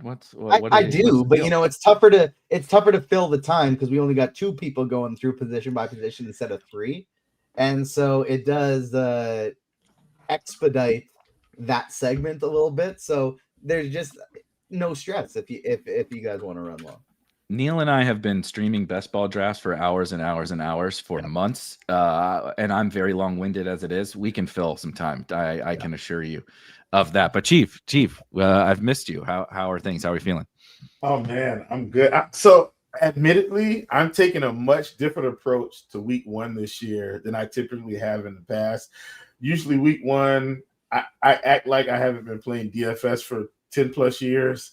And I just start max entering things, doing all kind of making bad choices. So this year I decided I'm literally going to force myself to do single entry, and I'll become a millionaire somewhere between week 2 and week 17. But so slightly different approach this season, but I think it's the right approach. But I'm really excited about this year, man. I feel like we didn't have, and maybe you guys don't feel, I feel like we just didn't have. We usually have one major running back that just goes out that like flips the slate this year on the first week. The pricing came out, and then Breece Hall goes down, and you're like, oh God, I gotta play this 4K running back. It was that wide receiver kind of this year, but I feel like we're pretty set in terms of how I want to approach the slate, and a bit more stable going into week 1. Anyway, I'm long-winded too, Eric, if you can't tell, but brother, it's what we do. Glad to come on and talk to you guys for sure. CMC tried, Chief. CMC tried. But we avoided the disaster. We almost got Brian Did Robinson leaving, making a 4K running back on one team and then becoming the cheap running back on his new team. That would have been very week 1, I think. But we got to get out of here. These guys will get you all settled up leading up to lock. Keep the questions coming, et cetera, et cetera. But we will be back next week, the same trio, and we will see you guys in week 2. Good luck. Good luck. What's up, everybody? It is time for RotoGrinders NFL Crunch Time, the first of the season. It is TJ Zwarych. It is Will Priester, Chief Justice 06. Not only do you get us for some crunch time today, but you get us later again this evening for some Sunday Night Football pre-lock. Chief and I's traditional show. That's where we hang out. That's where we get spicy, as we like to say. Before we dive in, how you doing, Chief? I'm good, man. Excited. Listen, everybody gets excited for week 1, so no surprise there. Should be fun. Once again, like I said, TJ, I'm committed to single entry this week. Just going to let the chips kind of fall where they may. Hopefully, I'm right. I do have 1 or 2 chalky pieces in there, but I've got some that won't be chalky, and hopefully that leads me to the promised land. I'm playing with a little bit more correlation this week than I usually would. I'm pretty much correlated almost in every spot. Meaning I've got, quarterback, receiver on the other side, running back, receiver on the other side, running back, receiver on the other side. You get what I'm saying? So I pretty much went full correlation week one. And let's see what happens. If you don't yet have NFL DFS access for RotoGrinders this season, why not get more bang for your buck with the Combo Pro deal? For a limited time, you can get your first month of Combo Pro for just $79.99, and that's only $5 more than an NFL DFS monthly subscription. Don't pass up this elite value. I'm taking a little bit of a different approach today as well, Chief, because I'm not doing just DraftKings exclusively like I have the past couple of years. I haven't played much FanDuel at all the past couple of years, but because of this no sweat contest they have going, refunding all the dollars in FanDuel vouchers that you don't cash today, I did throw in 100 lineups over there. So I'm playing a 3-entry max and a 20-entry max on DraftKings, then 100 entries in that FanDuel contest. And as of now, I got all my lineups set and ready to go. And I think I want to dive us right into stacks, then position by position. But because we have this milli makers on both sites today, I want to make sure we spend ample time on both FanDuel and DraftKings individually instead of just focusing on both of them at the same time. So, Chief, So if you cover mostly DK and I cover mostly FanDuel, I think that should help cover both sides efficiently. I'm not that I won't talk about DraftKings, but I'm mostly playing FanDuel today. So let's talk some stacks. Who are your favorites today? So I'm gonna go popular stack, not popular stack, then or popular kind of middle of the road, and then off the beaten path. So for me, the popular stack for me right now is definitely going to be in Atlanta with Michael Penix and Drake London just because of the pricing. And then in that same game, I like the triple with Mayfield, Evans, and Ibuka. So I do like that one. But I feel like those will be a touch more popular, especially Ibuka because of the guys that are out. So that's my top stat. Middle of the road, I definitely feel like the Browns Bengals game, a form of Burrow Chase, Flacco Judy, Flacco Njoku. I feel like that's middle of the road. Also fairly popular. Off the beaten path, I don't feel like a lot of people are going to this Texans Rams game as a full-blown stack. I think people like Puka, a few people like Collins, but they're not really playing Stafford or Stroud. And so if those guys are going off, this game has a 43.5 total. It's in a dome. Should be two competent offenses. I think the Texans-Rams game is a sneaky late-day hammer to come in and kind of steal people's early hopes and dreams. I like that Stroud call, especially on FanDuel where you are playing today, because you got both Higgins and Noel priced at the minimum price over there. And so you can do some really fun things with like a double, even triple stack of Houston today, because you can play Nico, super cheap receivers, get Puka as a run back, and play two expensive running backs with it. So really don't mind that call for large field tournaments today. A couple people noted in chat, I should have brought this up, but for that FanDuel promo, still a great deal, but those FanDuel credits do expire in the next 7 days. So if you are doing the same as me or MMEing that contest, make sure you plan on playing over the next 7 days as well, because those will expire. Let's start going, or I guess I'll give my favorite stacks before we go position by position. I love the Cleveland call. That's number one for me as well. Joe Flacco triple stacks. Give me Njoku. Give me Cedric Tillman, give me Jerry Jeudy as the top option of all of them. I'll run it back on the other side with Chase Brown, a little bit of T. Higgins. I don't love Jamar Chase today, which we'll get to in position by position, but Higgins and Brown I'm very high on, and I love that Cleveland stack. Also love a Tampa Bay stack today. Baker Mayfield, Mike Evans, Egbuka is going to be chalk, but I don't mind throwing him in there. Or if you want to pivot, I think Cade Otton is very interesting today. As well. And so big fan of the Tampa Bay stack today. Outside of that, a couple things to get different. I don't mind some Cardinals. I don't mind some Panthers. I like Jacksonville today, but I think everybody's going to like Jacksonville today. And I'm scared anytime there's a guy that everybody seems to be on that I'm not, it's always a little scary, but I'll be underweight on Daniel Jones because that just does not feel like good chalk to me whatsoever. I get the game environment is good, but it's still Daniel Jones, and I don't think I feel too great about it. Chief, let's start going position by position. From this standpoint, like we talk stacks, so from this standpoint, I feel like we really can just go cash game and or emphasize the running quarterbacks. But who are your top options for quarterback? We will start on FanDuel. Jaden Daniels is up there, but I do like his upside today. Joe Burrow's up there, but I do like his upside today. Then I'm kind of skipping this middle group today, right? Like I'm kind of all the way at the top, and then in my opinion, all the way at the bottom. So now we're getting to the Michael Penix, right? Because he's 6,700, I think that's incredibly viable for cash today, TJ, because it allows you to open up the rest of your lineup and get some really good, solid running backs, get some really solid receivers.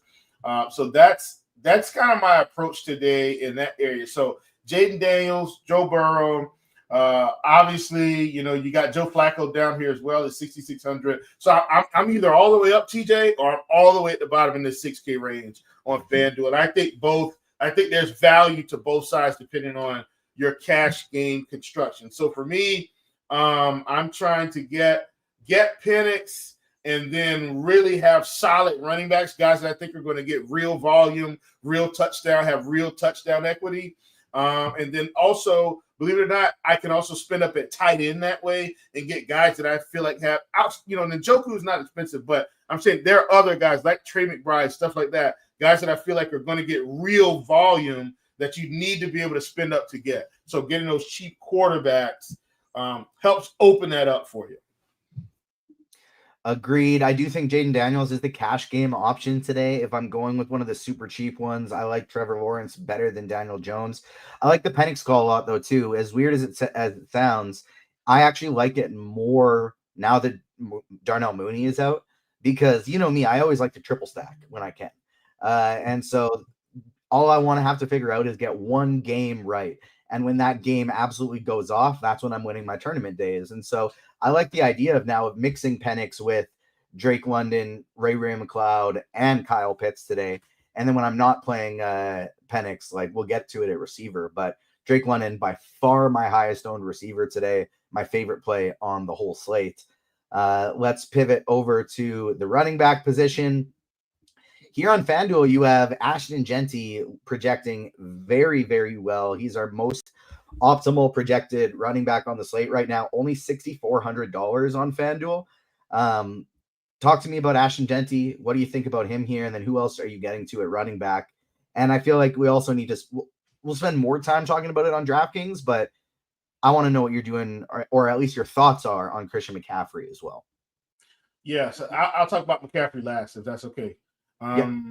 Definitely think Genty's fine. Obviously, the price is very viable at 6,400.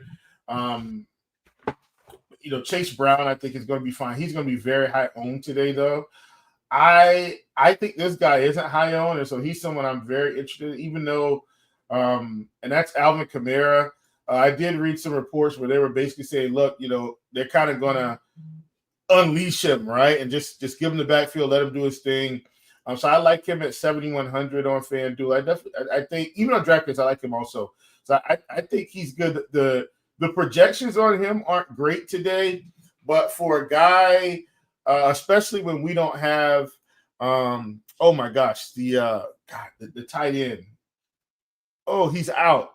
God, his name is eluding me right now. But we don't have him to vulture Kamara's touchdowns in the red zone. So I think Alvin Kamara has. It's on Hill.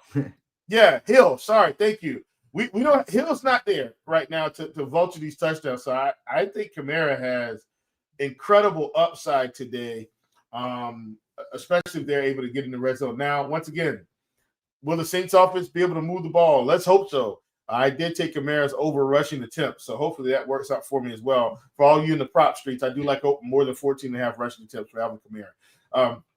But yeah, he's kind of a favorite of mine. Obviously, JT's great. Obviously Gibbs is going to be fine. I don't have a lot of Bijan today. Like I didn't have as much interest in Bijan as I thought I would. But neither here nor there. Taylor, Kamara.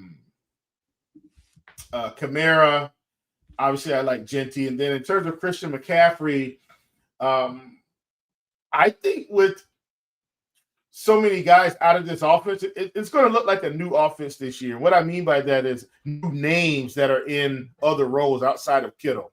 Mostly everybody, and Jawan Jennings was there, but no Debo, Ayuk out. I think McCaffrey's got to be involved in this offense. So I think you play him today. Yeah, he's especially on DraftKings where he's only 7,300. He is only whereas he's 8,100 on FanDuel. I do still think he's a great tournament option on FanDuel though. Like this calf thing is going to drive his ownership down. I don't think they play McCaffrey unless they are playing him full force. Like I don't think they half-ass Christian McCaffrey out there. Yeah. So I do think he's still a strong tournament lineup, tournament play. In my DraftKings teams, I ended up getting to him a little bit less because I'm really high on Jahmyr Gibbs, who I also love on FanDuel. That's my favorite tournament play at running back today. Actually, second favorite tournament play at running back. Number one is Bucky Irving. I love Bucky Irving so much. The mini stack of Bucky Irving and Drake London is in a large percentage of my lineup today. I love those two guys today. Chase Brown might get close to my highest owned. I'm playing to a lot of Chase Brown. And then I am getting to Genty a lot here on FanDuel. I'm going to be underweight on Jonathan Taylor, which scares me. I'm going to be a little underweight on Josh Jacobs and who was the other one? And Devon Achane. I am trying to mix in a little more Achane right now as I go. And then James Conner, if you need to save salary, is a really, really great play. Don't hate James Conner for sure. And then on FanDuel, he is a great tournament option where he's nowhere near as cheap, but nowhere near as many people are playing him either. Receiver position. Can I pop in on this question real quick? I saw from Mando. It's real quick. Mando was asking, he said he has Gibbs, but does he play Connor or Chuba? I think you play Connor over Chuba today personally. That's my read. Had a report coming out that they're kind of not going to – Chuba isn't going to own the backfield right off. They're going to mix in Gibbs and mix in the other running back also. Or Etienne, the rookie. So I think you play Connor personally. I don't mind that whatsoever. Take me to the receiver position. I'll start off with my Jamar Chase take. I'm going to be very underweight on Jamar Chase today. He has, if there's one DB that consistently kind of has his number, it has been Denzel Ward on the Browns. I do think the Bengals maybe won't struggle as much with their slow starts this year as they have in the past. They've been trying to get those starters more reps leading into the beginning of the season. But for me, I am going to be very, very underweight on Jamar Chase today. Drake London, my top guy here by far. What are you doing at the receiver position? Yeah, so I agree with London call. Love him. I like the Miami guys, obviously. I feel like they're kind of going overlooked today. If you know what I'm saying? Like, it just seems like we're not interested in playing Waddle or Tyreek. This is about as cheap as they've been to open the season, TJ. I think since they've both been there, so that's 3 seasons now. Usually Waddle's around 6,500, Tyreek's near 8K or 8K or above. Tyreek's 7,600 on FanDuel. Waddle, I think, is 5,500 or something near there. Like, these guys are too cheap in my book to be kicking off the season. So I'm team Tyreek is washed, but Jalen Waddle is maybe my favorite pivot, especially on FanDuel where he's so cheap. Well, maybe my favorite pivot off of Buka and Ted McMillan. Let me ask you this. Okay, you feel like Tyreek is washed. Maybe he doesn't have the downfield separating speed, but TJ, if they pepper him with targets, like if he ends up with 10 targets in this game, in the intermediate game, he could still he's still one slant away, or you get what I'm saying? He has 7 catches in this game for 120 yards. I still think that's probably half the targets that Drake London gets today for 300 more. No, once again, I love Drake London. I'm saying I feel like we're a bit too low on the Dolphins passing game in general. I would rather play Malik Washington than Tyreek Hill. Actually, I'm playing 100 lineups on FanDuel, so I'm playing Tyreek for what it's worth. So I'll give you one of my correlations right now, which you probably already know. It's JT and then it's Tyreek on the other side. Like legitimately, that's in my single entry team. I'm just telling you. Yep. Yeah, that's I don't think there is anything wrong with that whatsoever. I am getting to some Tyreek in 100 lineups, but my thought process on him is like his thing has always just been he's faster than everybody. If he's not faster than anybody anymore and he's getting older, then he doesn't really have anything left. And so that's kind of my Tyreek stance, but I do absolutely love Jalen Waddle today. And then I don't think if you're playing 100 lineups, I don't think it's crazy to mix in a little Malik Washington as well in there today. Ted McMillan and Emeka Buka are obviously the cash guys you're going to for cheap options today. I do love Nico Collins for tournaments. I think he probably gets close to 20 targets today. And then Mike Evans, another guy for tournaments that I like quite a bit. Tight end position here on FanDuel. Who are you getting to? Obviously, man, it's going to be some Njoku. I think he's and I'm bringing him up because of the situation. He's 5,700 TJ, and he's borderline. Hear me out here. I feel like Njoku is borderline like a wide receiver 2 in this offense. Do you get what I'm saying? In some weeks, he might be borderline wide receiver 1. And it's not like we don't have some form of a sample with Joe Flacco in this offense. That's the thing. So I think Njoku picks up 8 to 10 targets in this game, right along with Jerry Jeudy. And so at 5,700, I think, he's a great play. And the ownership reflects that. So we're not sneaking up on anyone here. Obviously, you have Trey McBride. Interestingly enough for me, and maybe weather has something to do with that. So let me check the weather here from Roth, because I do know, as expected, poor in pregame, but it doesn't look like that much rain in game, according to Roth. I'm really shocked at the Brock Bowers ownership when he should have a better quarterback throwing him the ball, TJ. So I think Brock Bowers really sneaky today on FanDuel at 7K. We've got it projected around 12% ownership, where Njoku, McBride, and Kittle are all above 20%. Bowers feels like a really superb tournament target on FanDuel today. Definitely feels very easy to spend up here at tight end on FanDuel, where the price difference between the cheap guys and the expensive guys just nowhere near as drastic as it is on DraftKings. So my favorite of that expensive group is Trey McBride. He's the one I'm looking to get up to. And then if I need to go cheap, I think Brenton Strange is probably my favorite options of the cheap guys, but I don't mind Kyle Pitts. I really like Cade Otton. Don't mind a little Hunter Henry. And I think you could play, they were talking him up on the last show, JT Sanders for the Panthers as well, I think is very interesting. Any FanDuel defense takes before we switch it over to DraftKings? The biggest thing I'd want to note here is the Rams are so cheap on FanDuel, and they're not projecting for very high ownership. I think they are the top defense play over on FanDuel. What do you think? I don't hate it for the price. In my single entry team, I do have the Jaguars for what it's worth. Hear me out here, TJ. Just hear me out here. I'm a Panthers fan. Bryce Young is going to have to prove it to me. I haven't.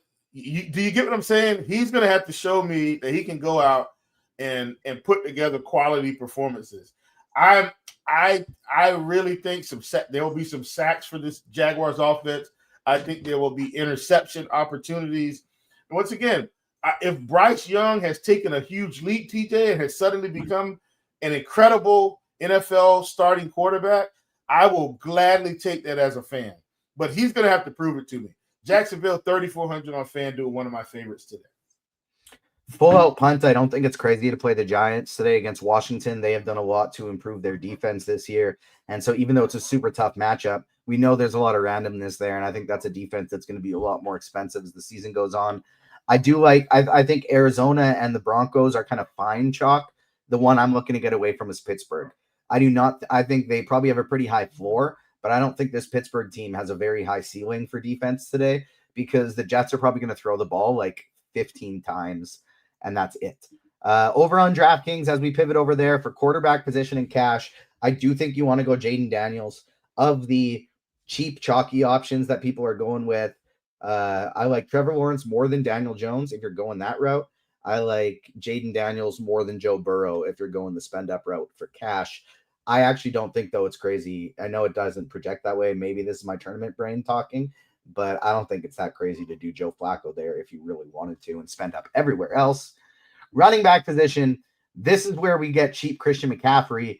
This is where things get a little bit tougher. His ownership and projection has gone down since this calf worry. But for tournaments, I think you can get off him for cash now because there are so many great running back plays. Devon Achane, James Conner, Jonathan Taylor, Chase Brown. Pick 3 of those and you are totally fine. But I think he's wonderful for tournaments now that we might get him at single-digit ownership today. Over on DraftKings, all of these guys are between 6K and 7K, Chief. How would you rank Achane, Connor, Taylor, Brown? Taylor, Brown. You said Achane. Taylor, Brown. Those 4 guys right on the top of the screen. Achane, Connor, Taylor, Brown. Okay, thank you. Taylor, Brown, Connor, Achane for me. Taylor, Brown, Connor, Achane. I think for me, Brown, Achane, Connor, Taylor. I'm going to be light on Taylor today. That's probably the player I'm most afraid of being underweight to the field on. He's super cheap on DraftKings. But Miami was a really good run defense last year, and I don't know a whole lot is going to change with that this year. And so I think this game could end up being a little lower scoring, especially on the Colts side than people think. But famous last words, I could absolutely be wrong on that one. It's really more of a volume play for me. Like, he's the one running back today. He's probably going to get 30 legitimately get 20 carries today. That's really what it is. Yeah. He and Josh Jacobs might approach 30 touchdowns. Absolutely. No, totally agree on Jacobs. Yes, sir. Totally agree on Jacobs. Him and Jacobs. I mean, Chase Brown could get close if they kind of get rolling in this game, but I think once again, JT and Jacobs are like bell cow running backs outside of what Derrick Henry would be, who's not on the slate. My 2 guys I'm going with the most are absolutely Bucky Irving and Chase Brown. And then Jahmyr Gibbs for tournaments. I love Bucky Irving and Jahmyr Gibbs for tournaments today. Coming in at, I kind of expected it for Gibbs, did not expect it for Bucky Irving. I thought he was going to be chalk, and it was surprising to me he wasn't. Receiver position, I will be very underweight on the Igbuka chalk. I'll be very underweight on the Jamar Chase chalk, and I'll be underweight on Brian Thomas as well. Those 3 players I'm basically exclusively playing in stacks and not on their own. Drake London is my favorite by far. I'll be way underweight on Deebo Samuel, but I do love T. Higgins. Everybody's playing Igbuka. I'm playing Mike Evans. Everybody's playing Jamar Chase. I'm playing T. Higgins. Those are 2 of my favorite plays on the slate. Tet McMillan, a great cheap play, but he is going to be fairly chalky today. So as pivots off of him, I don't mind some Travis Hunter, and I really like Chris Olave as another option in that range. If you got to go cheap, you want an Igbuka pivot, I don't mind Rashid Shaheed in that same range. Hold on just one second. Let me pivot over to my lineup HQ. A couple other guys. I don't really like Pearsall, but his ownership has gone down a lot. So I like him a lot more now than I did earlier in the week when he was looking like he was going to be chalky. And then Cedric Tillman, 1% ownership. I'm loading up on Cedric Tillman with my Flacco teams. I think he's an awesome play today. I forgot to mention Judy in the mid tier, but he's also great. There's a little 3-man group all near the same price of Jameson Williams, Marvin Harrison Jr., Jerry Judy. I think they're all really, really good large field tournament plays. Tight end, This is where I think Njoku stands out a lot ahead of the other tight end options who are spend ups, because here he's $1,600 cheaper than Trey McBride. He's much cheaper than Kittle. He's way cheaper than Bowers. So I do think he is by far the best play here at tight end. But I do still like spending up for Kittle, McBride, and Bowers as well. If I got to go cheap, my favorite options: K. Doughton, Brenton Strange, Juwan Johnson, JT Sanders. Defense, the Texans at only 2,500 are my favorites if I need to go down cheap. I don't mind the Seahawks as a pivot off of them, and I don't mind the Panthers if you got to go full-on punt over there. In the mid-tier... Let me ask you this. How do you feel about the Broncos? I know you're talking through it. I want to get this question out. How do you feel about the Broncos? Most expensive on both sides, going against a rookie quarterback. I know it's Cam Ward and news out of camp and everything. Everything suggests he's a great leader, so forth and so on. But he's still a rookie quarterback coming into a first game. How do you feel about the Broncos all the way up top? They might end up being my highest owned of anybody. I love the Broncos defense. They're not high owned. Nobody's they're going to be like close to 10-ish%. Like some people will be playing them, but I typically am a guy who likes the punt defense. But just because they're like pricing is so soft, it's allowing me to get to a lot of the Broncos just because they're not hard to get to. So I like them a lot.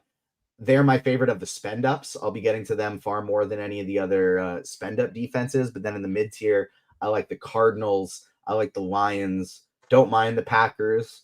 And I don't mind the 49ers either. Let's take some questions. I'm going to the RotoGrinders live stream Discord chat first. Then I will be going to the YouTube chat. We got about 7 minutes here to take questions. Before we do, though, Chief, I want to know, who is your play that is breaking the slate? Ooh, breaking the slate play. That's a great question, TJ. And I don't know why I didn't think about that, but let me go with the one person in my lineup that I feel like is kind of going overlooked today, underrated. Give me Alvin Kamara. Alvin Kamara scores 3 touchdowns today. Woo! Like that call. I'm going with I'm breaking the rules a little bit, going with a 2-man. Bucky Irving, Drake London is the mini stack that is taking everything down today. Love both of those plays. We'll start taking some questions. All we ask is you hit that like button if you're watching us on YouTube. Subscribe, hit the notification bell so you don't miss Chief and I later tonight when we are on for Sunday Night Football. But hit the like button. I've been here since 9:30 Eastern, 7:30 a.m. my time, here behind the scenes. And so all I ask it's free content on a Sunday morning for week 1. Just hit that like button for us. We really appreciate it. First question, FanDuel Cash, Chief. Kittle and the Raiders defense or McBride and the Jaguars defense? McBride, Jaguars. I agree 100% on that one. Jonathan Taylor or Chuba Hubbard? Jonathan Taylor by far. How do we feel about Christian McCaffrey and Smith and Jigba mini stack? I think that is a great mini stack for tournaments. Like it for sure. Yeah, like that for sure.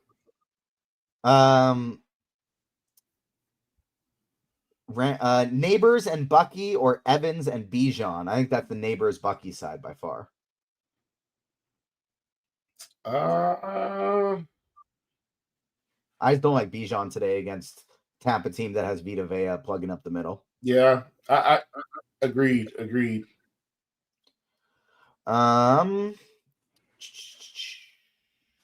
FanDuel Cash, Jamar Chase, David Njoku, and the Raiders defense, or Nico Collins, McBride, and the Jets defense? One more time. We'll ignore the defensive side for now. Chase and Njoku or Nico Collins and McBride? Oh man, give me Chase and Njoku. I like the run back. Would you change your mind if you could upgrade from the Raiders defense to the Jets defense? No. Okay. Travis Hunter and Njoku or Jameson Williams? Oh, sorry, 3v3. Travis Hunter, David Njoku, Jameson Williams, BTJ, Ertz, Pearsall. First one. Yeah, I really like that first one today as well. Same page. Any TJ Spidey touchdown bombs? No, I didn't have any for that. I haven't had a chance to look at much sports betting because I've been doing so much DFS stuff for this weekend. So nothing like that for me. But I will say every week, if you can get it at, plus 18 and a half yards or less, shout out to my guy Rich Rebar for the Sharp Football Analysis Pick 6 show. Just pick Jahmyr Gibbs over longest rush every single week. It's hard to scroll through these when I also got to delete the bots. FanDuel GPP, Penix and Pitts or Flacco and Njoku. They also have London and Irving. So it'd be like a game stack. Man. Give me the game stack, TJ. I'm a sucker for it. Give me the game stack. Me too. I'm a bit of a sucker for that as well. We got 2 minutes left till lock. Make sure you get your lineups in. Get any changes you got to make. Get your season-long lineup set and get your food ready for the day because we finally got football back.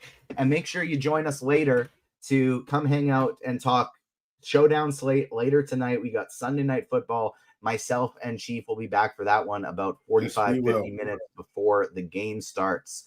Would you include Bijan in a Penix stack on FanDuel? I would not. There's just too many other running backs in that range I like better.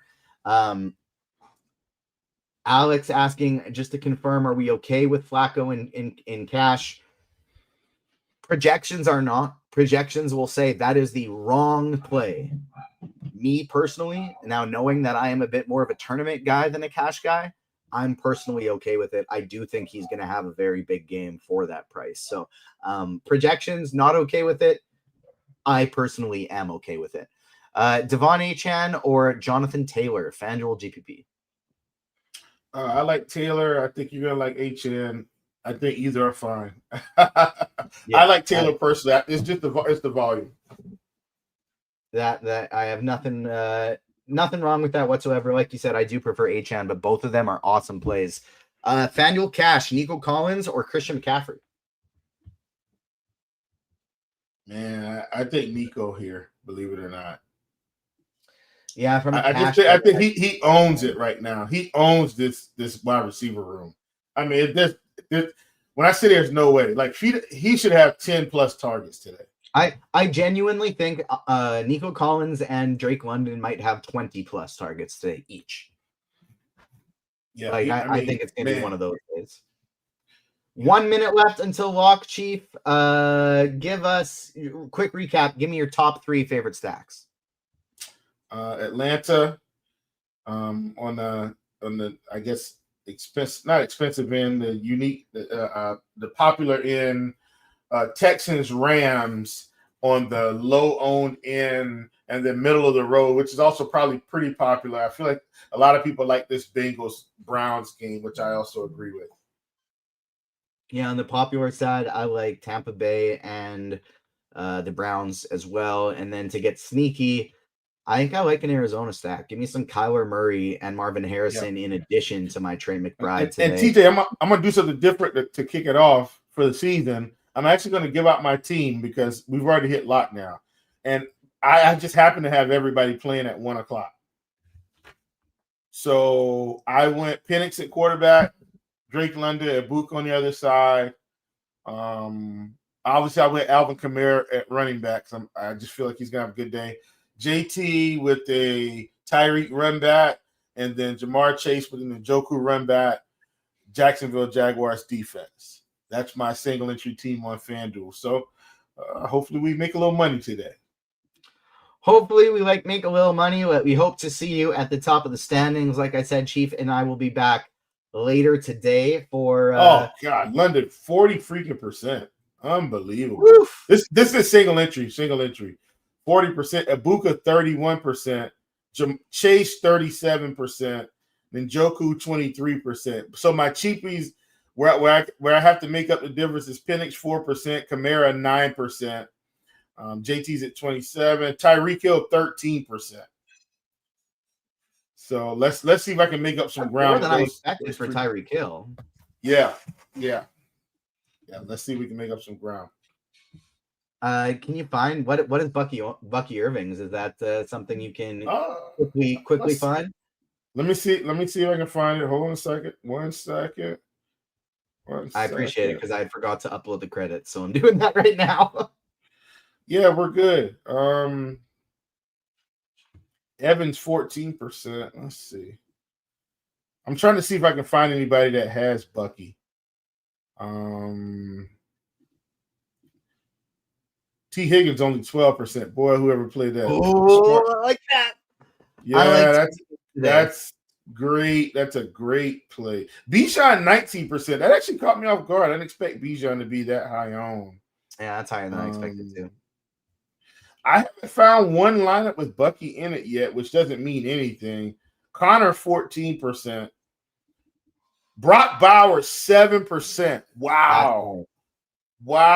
That's really nice. Unbelievable. All right, credits. We kind of knew this anyway. Jerry Jeudy only 6%. Yeah, I made a lot of Flacco stacks on DraftKings. I actually found it a little bit tougher on FanDuel just because it's like, where do I spend all of this salary if I'm picking all these cheap Cleveland players? Yeah. But that'll do it for our week 1 show block. Thank you so much to everyone, especially those who tuned in for the whole 3.5 hours. Like I said, Chief and I will be back at 7:30 Eastern tonight to talk Sunday Night Football Showdown. Thank you so much for tuning in. If you haven't yet, hit the like button on the way out.